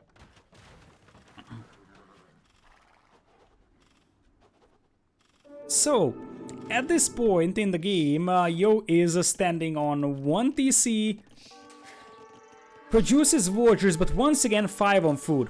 I feel like this game is very, very similar to the previous game. Yo was like, okay, let's go for an aggressive castle age push, but that is basically it. And if it fails, I'm done, because that kind of feels like it. He doesn't have eco back at home. And just 2 knights will be able to kill 3 villagers here without any problems. And Hera's reaction with the castle was good enough. One of the reasons why I like Franks here is, as I said, cheaper castles helps quite a bit. Yo is trying to get a castle up himself. But what is that castle going to give to Mr. Yo? And as I said, there is no defense back at home. Just 2 knights, not even strong. Just bloodlines at plus, well, not really bloodlines because they are Franks, but it technically is the equivalent of bloodlines, basically. Just 2 knights idling so many villagers over here. So I guess, wait, no, that's Hera's stone. What am I talking about? I thought it's Yo's stone, but no, Hera is just gonna be able to drop another castle soon. Throwing axemen popping out. Yo isn't paying attention. Yo isn't paying attention to this one. And look at that, they pop out, rush down the mangonel, and then run back into the TC. So Hera can easily drop another castle already. Not sure why he's not dropping it. I guess he might try to... Like, he doesn't feel like he's safe dropping that castle right now when the mangonel is around. He's, by the way, missing double bit axe and Bo7 as well. The only reason why he has heavy plow is because he's Frank. So his eco upgrades aren't looking that shining and amazing. And let's see. I think Hera will try to snipe that mangonel, but there is actually 2 monks around. Still, honestly, Hera and Yo have the same villager count, so this may not be over yet. Despite the fact that actually Yo killed 11 villagers from Hera and Hera only killed 3. So Yo obviously has a lot of TC idle time here. Hera killed, or Yo killed a lot more, but the villager count is still the same. Throwing Axeman will not really be damaged. Over here, there is no siege workshop from Hera. And honestly, Yo could actually destroy this TC. Hera is still going to be on 2 additional TCs, but I'm somewhat disturbed by the fact that Hera is giving up on this one. He should still be fine, I mean. The problem is that he's going to have to relocate his entire farming eco if he loses this part, because he's gonna be on 3 TCs, but the food eco is here. Does Yo know about the other TC? Very unlikely. Yeah, he has no clue. He has no idea about the additional TCs. A nice ground attack, by the way, from Mr. Yo. Finishes off the throwing axeman, and there is going to be 1 TC going down here for Hera. And the thing is that Hera's food eco is here, so it doesn't matter that he has 2 additional TCs if he doesn't have the food to keep producing wheels. Yo might actually be able to do it. This is full Hoang style. No eco, full castle age push. And that's 1 TC down, and Hera's gonna be on 5 villagers on food. That's the problem. Hera is trying to get that castle up once again. He's going to try and focus down the knight that is trying to kill that scorpion. Scorpion is down. Hera's got another castle up. But at this point, Yo is also on 2 TCs, and Yo actually has the food eco to produce villagers. And that's a difference. Now obviously Hera is going to be able to reclaim some of his food eco, but quite a lot of that is lost. And let's see if Yo is actually going to find his opponent here, because that's going to be a critical question in here. I think that Yo should assume that there is another TC. At least 1 additional TC from Hera. But he probably should suspect there is actually 2. But if you look at the upgrades, eco-wise, Yo is soon going to take over compared to Hera. Because it kind of looks like it. He's gonna have Boso, villager counts are actually the same. Hera doesn't have double with axe and Boso over here for himself. He does have heavy plow, but a lot of these farms are lost, so it doesn't really matter that much. That's a nice 1-for-0 from Hera. And it looks like the Celtic Knights will be enough to soak up damage and take some of those throwing axemen down. Which civs are left, actually, if in case Hera loses? I don't remember. Yeah, I have no idea. Anyways, there is wheelbarrow over here for Hera, which is always nice to have eco-wise, so that compensates for lack of villagers. But Yo is on 3 TCs now, and in the meanwhile, Hera is on 2 only, and he's gonna have to get that farming eco going for himself. Squire's on the way, so this is the moment where I think he's just gonna go full throwing axeman with Squires. That could theoretically make sense. Malians and Britons. Yeah, thanks a lot for the info for everybody that said it. I greatly appreciate it. So, Malians and Britons would be the final matchup if this goes into game number 7.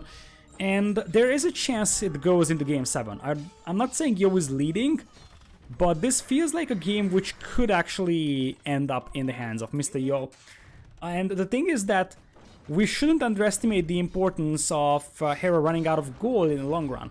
So, Yo might be the first one to colonize the middle, and indeed that is the case, and that's going to be an important factor. So, from a position where I thought Yo is pretty much dead, we're in a stage where Yo might have a reasonable chance of winning this. This is kind of a 50-50 like game right now. Let's see, Mangonel getting a shutout, takes the Scorpion down. Nice macro from Hera, saving that Mangonel from the Knights. And yeah, I feel like one of the problems that is hurting Yo here quite heavily is lack of vision. By the way, he's using this Ford Voyager that is meant to repair the Mangonels to make houses as well, so he can use the other Voyagers back at home to get resources. Voyager count is still pretty much even, but the eco upgrades are much better for Mr. Yo, and that's going to show. It's already Celts lumberjacking for Yo, and he also has Boso. Hera doesn't have a single lumber camp upgrade, and he's up against Celts. So Yo's wood income is like crazy compared to Hera's wood income. Probably Yo can achieve the same wood income with half the villagers compared to Hera. And Yo is mining stone heavier and heavier. I wonder if he's planning to drop a castle here, because he could consider trying to drop a castle here and then You know, just being able to be in the face of Hera. Hera is not far away from imping. Neither is Mr. Yo. But imp into what is the real question right now.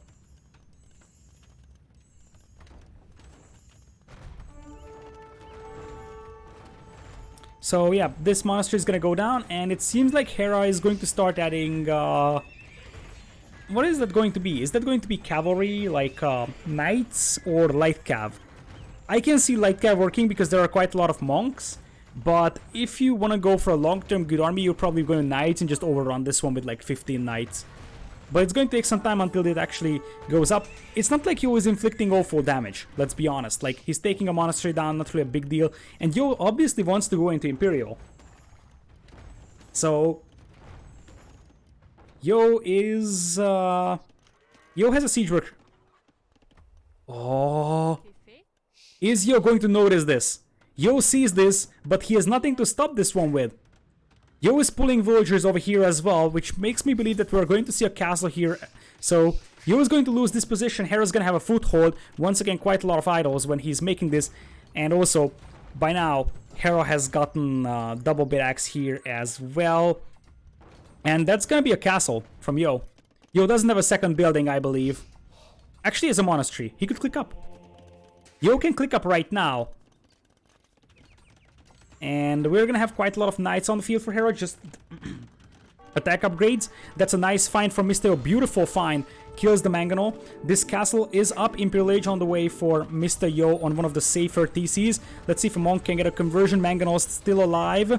This is looking like it could be game 7. Mangonel's getting some nice ground attacks in. Knights still unable to finish off the Mangos.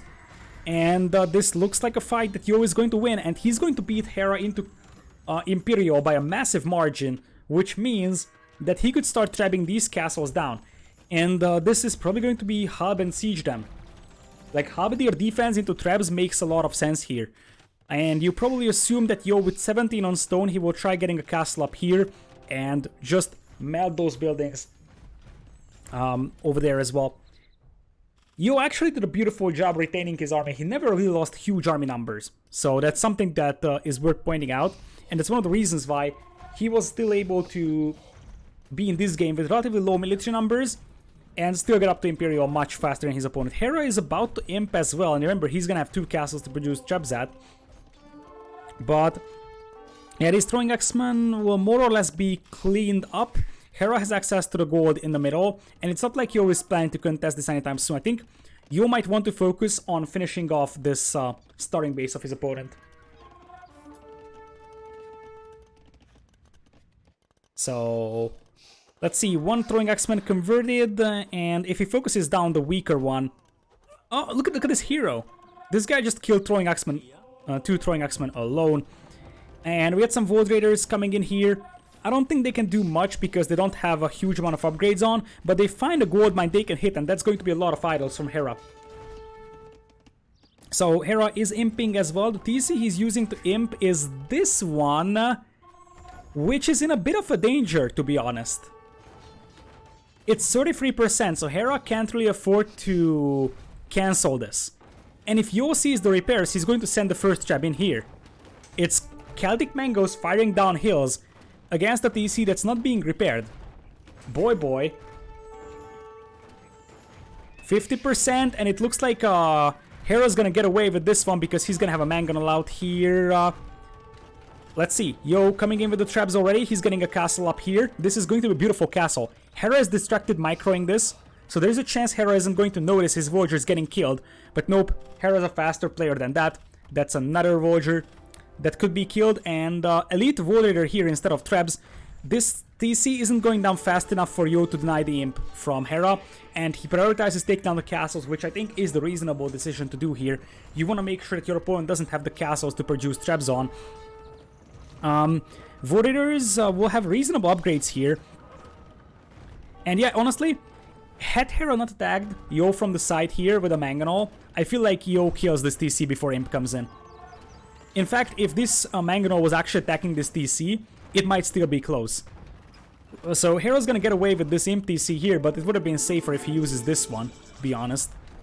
He could have been punished for that, not gonna lie. Anyways, Trab is coming in here for Mr. Yo as well. Hera not even repairing this castle. He's up to Imperial. We'll try to snipe those Trabs with their knights, I believe. And he's got quite a lot of knights on the field. We'll get Blast Furnace.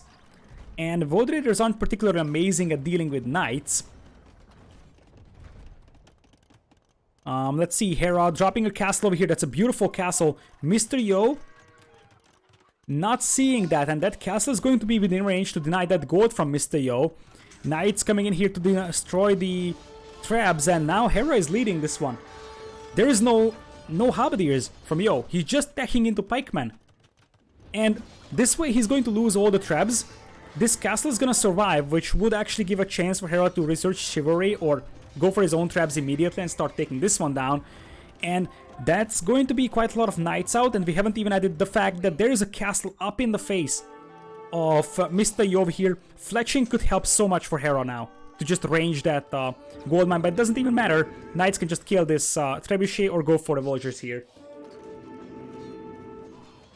So this castle is barely standing though. Hera trying to get a trap out. I think this castle will be saved by the knights here, and really fletching would help so much for Hera. But we also shouldn't forget the fact that there is quite a lot of elite Void Raiders doing what they do best, and the raid. But there will be a lot of Halberdiers from Mr. Yo. He's making pikemen on barracks. Last time I checked, that's not really enough. And as much as Yo is killing vultures here from Hera, Hera is also going to kill quite a lot of vultures from Yo. So you can see that Hera lost 12 vultures, or killed 12 vultures, lost 33. That's going to change pretty soon. Yo's got 25 military and Hera's got 10 though only, so it's not like there's a huge amount of cavalry on the field. And if you don't have enough cavalry, the Void Raiders might be enough to just, you know, brute force your way through them. And it looks like this castle that doesn't have murder holes could even go down to the Void Raiders, or the Void Raiders can just deny the vultures from repairing and a trap could pop out any moment to finish that castle off. Trap war here. And, well, the knights will not really be able to dive in and snipe. Hera will attempt it right now, distracting the pikemen. Yo is not focusing.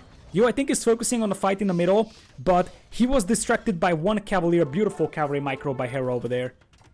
He got distracted by one cavalier, and the rest of the cavaliers went in to snipe the trebuchet, which is a crucial thing, because right now this trap war is going to be extremely important for the outcome of the game. That being said, Hera is losing his control over the middle, and this castle is being trapped down from elevation, and Hera could lose those gold miners. Remember, Hera doesn't have a lot of gold left within his base. Pikemen getting absolutely slaughtered. You can tell that Yo was focusing on the middle and not over here, because his pikemen got slaughtered by the castle. He needs Halberdier. He needs +4 defense or +4 attack as well, which is missing so bad, and that's a lot of cavalry. You don't want to send your pikemen in one by one. But on the other hand, Hera is running short on gold. This is actually looking extremely good as a game. Yo has a huge score lead, but I'm not 100% sure he's winning it just yet. Because Hera's gonna have quite a lot of cavalry, and there isn't really enough Halberdier on the field just yet to fight this one. Hera's also gonna have the mobility advantage, so he could do some raiding. But once Yo gets the Halberdier out, this is going to be tough for Hera. And indeed, Hera taps out probably... I'm not sure why he actually tapped out, but he probably sees the Halberdier upgrade. And he understands that, like, he lost his castle here, he doesn't have control over the middle, and he's gonna have to fight for the middle here. He can raid, but in order to get gold, he needs to fight for the middle. And that is game number 6 in the hands of Mr. Yo. We have had a lot of show matches recently in competitive Age of Empires. Team games, 1v1s whatsoever. Not gonna lie, so far this is the best showmatch series of the year. So, of recent memory, this is one of the better show matches I've casted. Goes into 7 games, interesting games on unique maps. It's not a stomp, it's pretty back and forth. The individual games are also very interesting. It seemed like Yo's push is going to stall out because he just didn't have the eco to continue pushing, but then he found a way into Imperial. Yeah, obviously this year isn't being old, but if you account for the fact that in this year we already had like 10-ish show matches, it's actually not that bad of a performance. So obviously, this year hasn't been here for a long time, but still, we had a lot of show matches, and this is one of the best out of them. And honestly, one of the best out of recent memory. So I can't even remember any show match in 2020 that was this good, or at least in recent memory. So like August and on. I'm thinking about show matches right now, but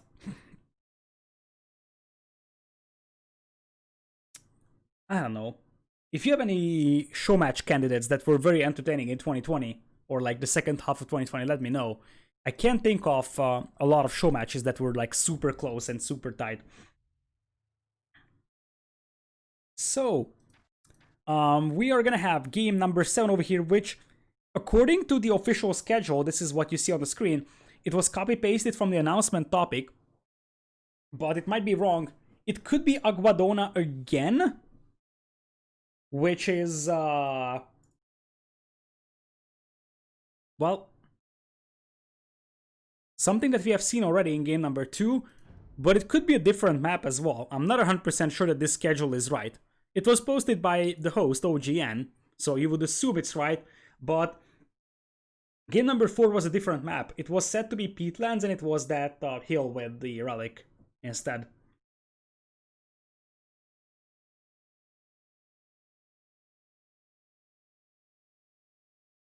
Yeah, the last show match that went, the best of 21 between Hera and Leary went to last game, I think. Yes.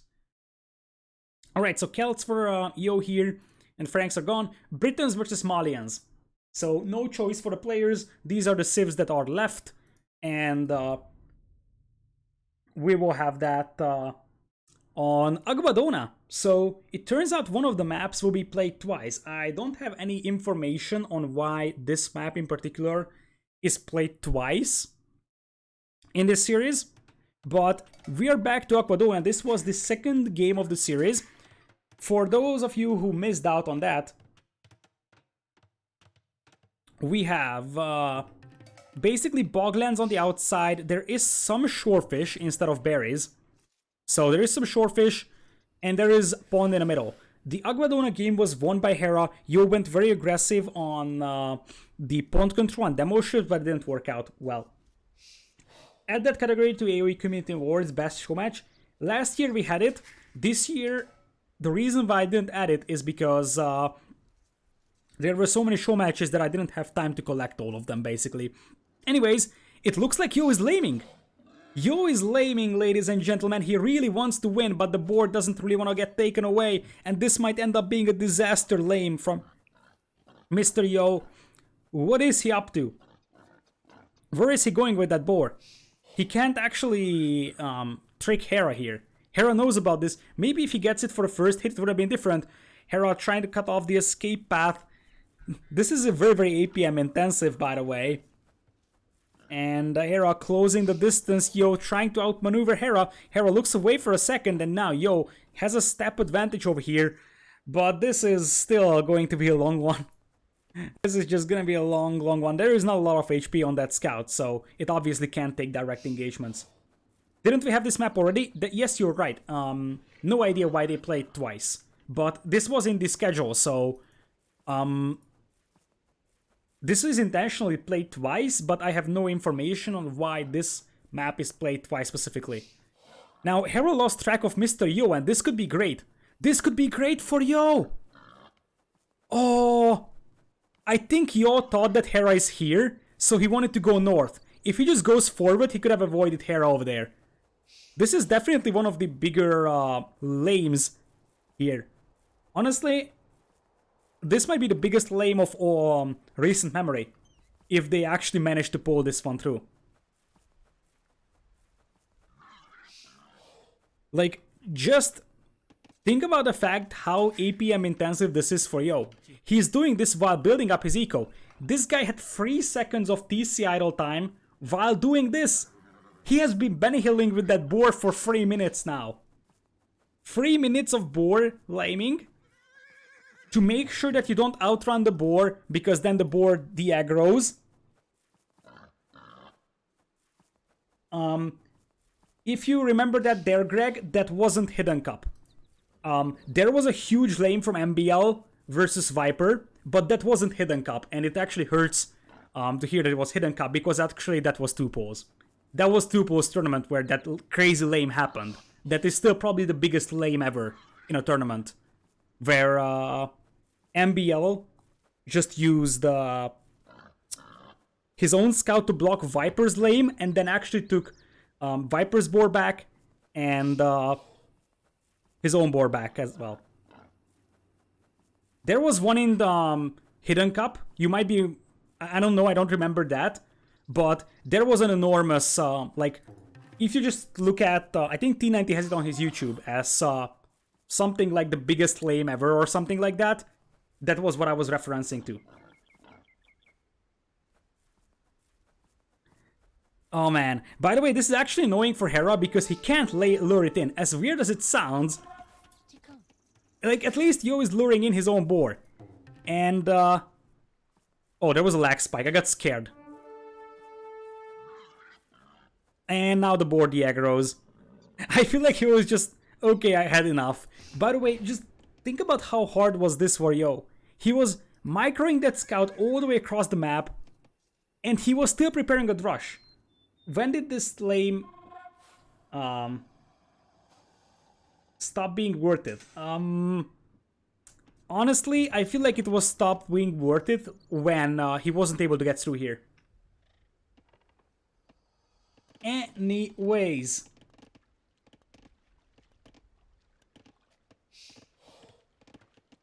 There is a drush. Hera's gonna quick wall himself. Hera is going for 21 pop feudal over here. Militias will not be able to hit that gold mine. So this drush isn't doing much right now. And I wonder if Yo is actually trying drush FC here. Yo is just going out for his shortfish, so this is definitely drush FC territory for him here. And yeah, true, that Hera actually had to pretty much delay his boar. Which means that boar is still untaken. So Hera's eco isn't that magnificent. And the thing is that it is somewhat compensated by the fact that your herdables are gathered faster with Britons. So I don't think Hera is in big trouble here. But this could be a clean drush FC for Yo. Because one of the things that you get with this lane is that at least Hera had to focus on stopping that. And it's not like you see the barracks from Hera. At some point this might have been a drush attempt or a man-at-arms attempt. But Hera had to cancel that because pretty much he didn't have the eco to do that. If you look at Hera's food eco right now, it's not enough. So the thing is that that boar being late probably meant that Hera might have been in the need of cancelling the drush or man-at-arms play. Why is Yo ahead? It is because Yo hasn't clicked up the feudal age yet. He's just going up. So Yo is actually going for what seems like a late drush archers play, but aided by shorefish, this could end up being a drush FC. So with this much hunt,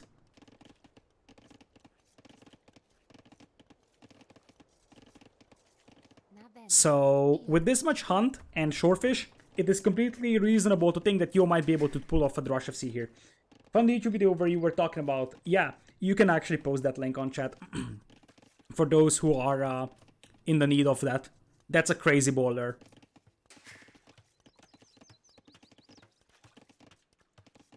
So, the problem for Mr. Yo is going to be that he's gonna be up against a few archers and his scout is weak. If his scout was full HP, he could just intercept the first few archers, one by one. And that would delay the archer push from Hera. Here that's not really the case because that scout is very, very weak. Hera tries to isolate the villager and that could be a villager killed.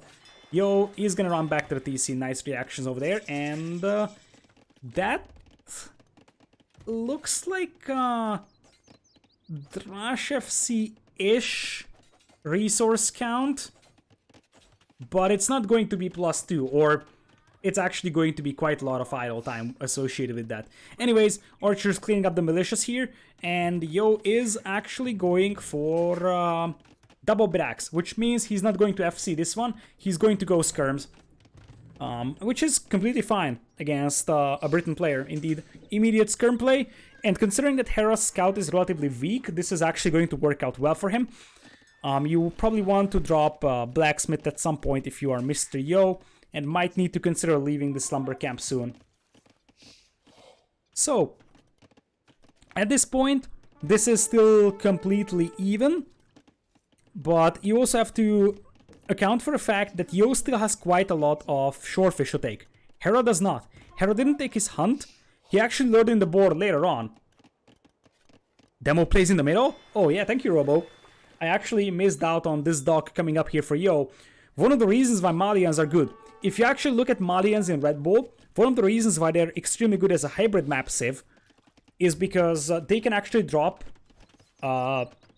like an archer range or a stable and a dock immediately. The only civ that can really do this one in Red Bull. So Malians is actually super strong Empire Wars hybrid map civ, but it's also pretty strong on standard RM settings. And Yo did try to do this demo play before, didn't really work out. We'll see if that actually works here. Cleanup time over here for Mr. Yo. Hera tries to loop all the way around. I am not sure if Yo saw those archers, and he won't. There could be a villager killed, but I don't think it's really going to be happening. There should be just a palisade wall. This could have been a house. And now the archers are in. Yo! What are you doing, man? Feels bad. This could have been avoidable. If this is a house, this would have been completely different. Anyways, Yo is going to be fully voting himself, and he's not far away from Castle Age. Neither is Hera, but Hera also has wheelbarrow. This is something to pay attention for. Hera has wheelbarrow and 32 wheels. Yo is without wheelbarrow and 32 wheels. So technically, Yo is behind by 3 villagers, which can be associated with the TCL time here. 36 seconds plus 1 villager lost. That's basically what is the difference between the two players over here. Let's see, Yo... Is he gonna buy some food? I think he wants to, but he's gonna have to queue up one more villager. Anyways, Elite Skirm in Castle Age will work perfectly fine for Malians. There is no trouble with Malian Elite Skirms in Castle. So I wonder what Hera is gonna try to do. The thing is that he could go mangonels with the crossbows. Or he could try adding knights, but Yo's got some sneaky demos in here, so he's waiting for the knight, so mangonels might actually make a little bit more sense. A little croc over here is chilling over that skeleton, not being triggered by the skirms as of yet. And castage times will pretty much be identical for the two players. Full walls will be there for Yo. No walls, well, not a lot of them, to be honest, for Hera. He's got quite a lot of farming without horse color. Same thing as Mr. Yo, not ideal for either player.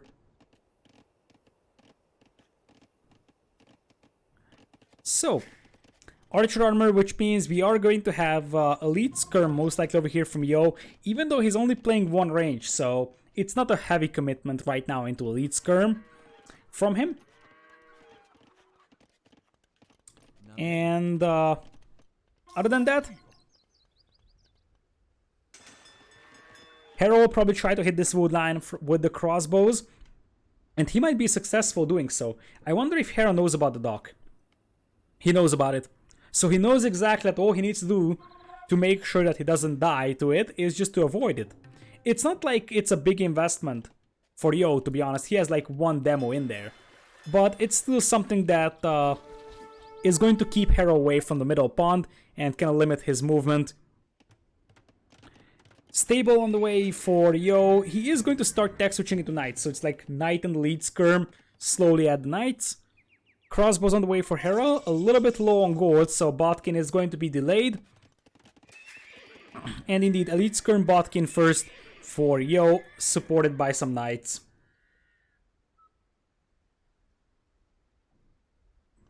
So,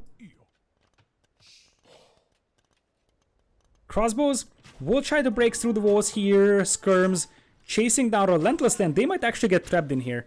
because these guys aren't getting through the walls fast enough. Should you go longswords immediately here? Probably not. And indeed, this is actually very, very bad for Hera. It's a trap! A little bit greedy from Yo to send those villagers back before they actually get cleaned up, but it doesn't really matter that much.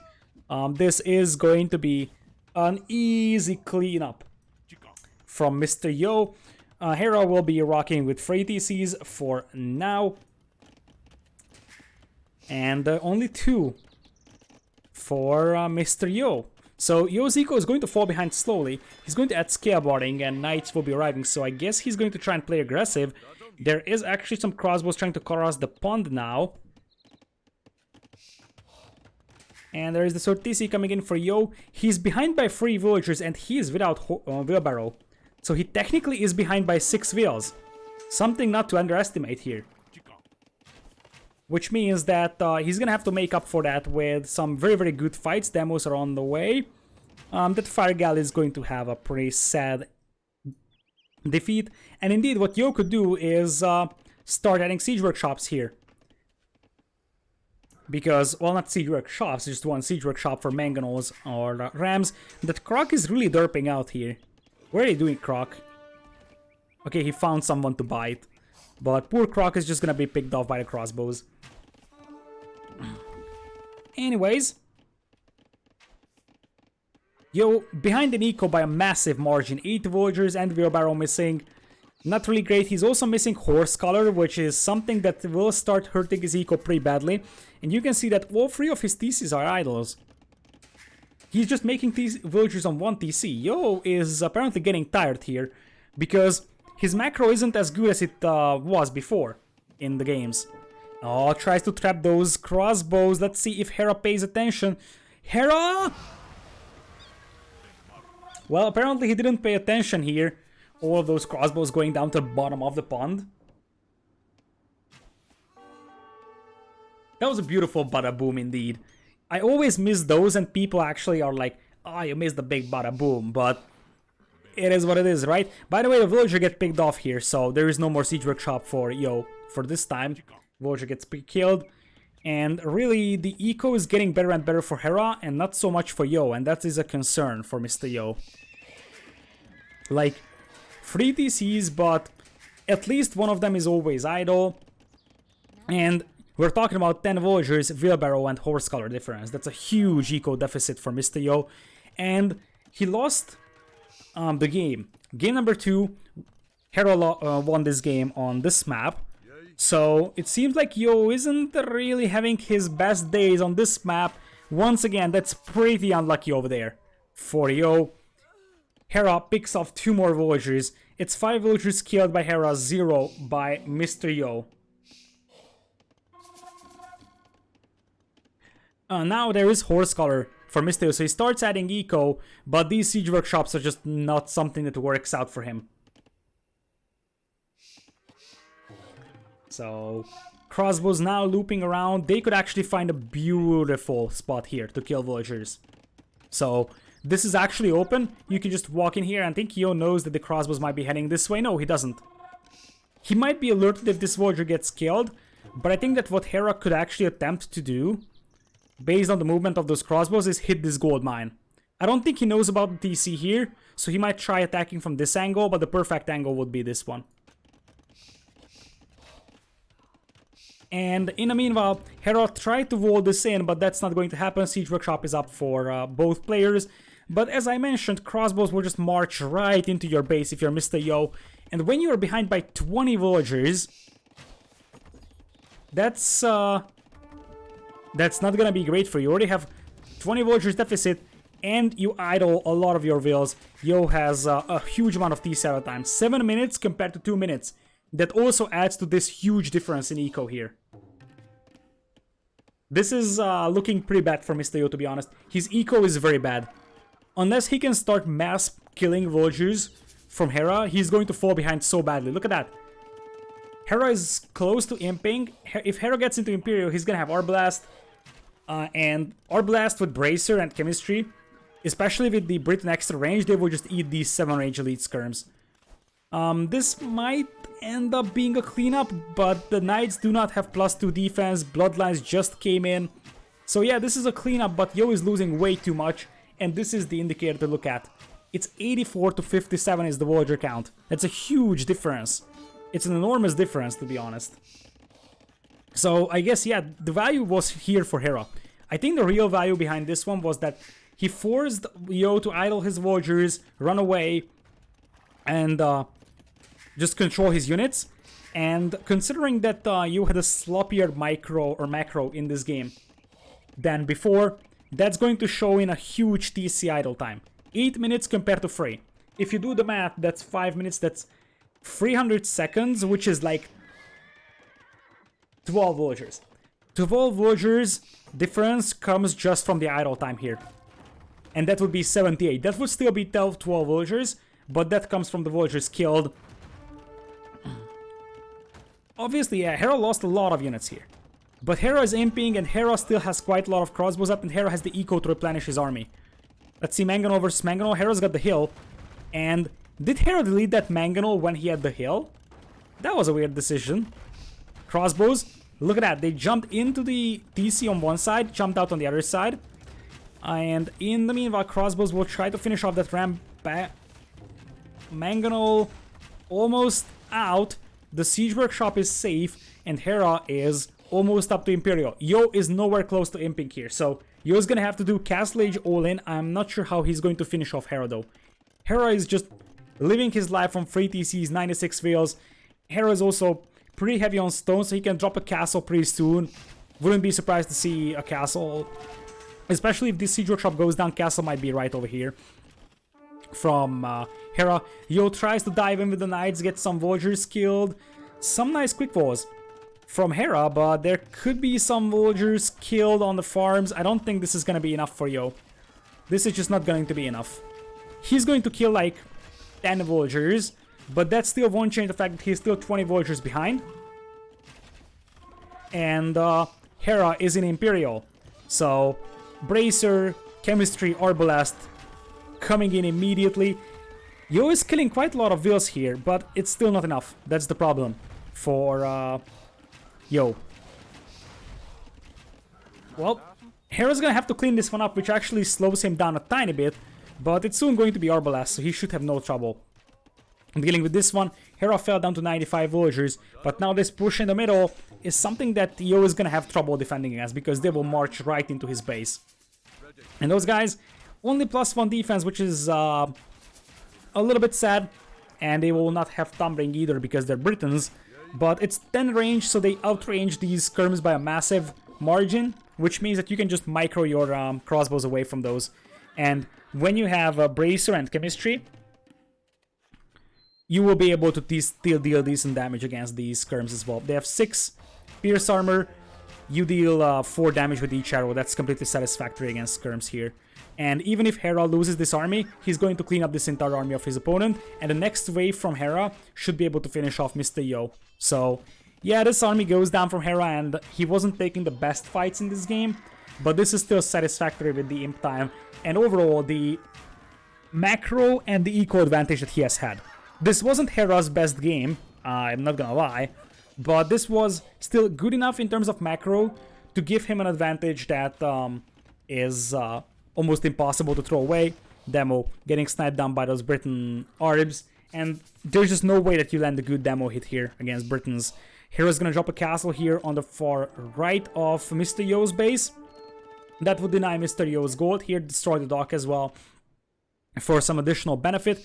And those will be fully upgraded Arbs very soon. I think they're missing Yeoman still, but that is because Hera's just finishing his first castle. So, Skirm still trying to chase, but as I said, these Arbs are good enough to deal with the Skirms here. The demo, that's not gonna connect either. Knights, even with +2 defense, will struggle against the Arbs. And Yo is just forced to take a very, very inefficient fights.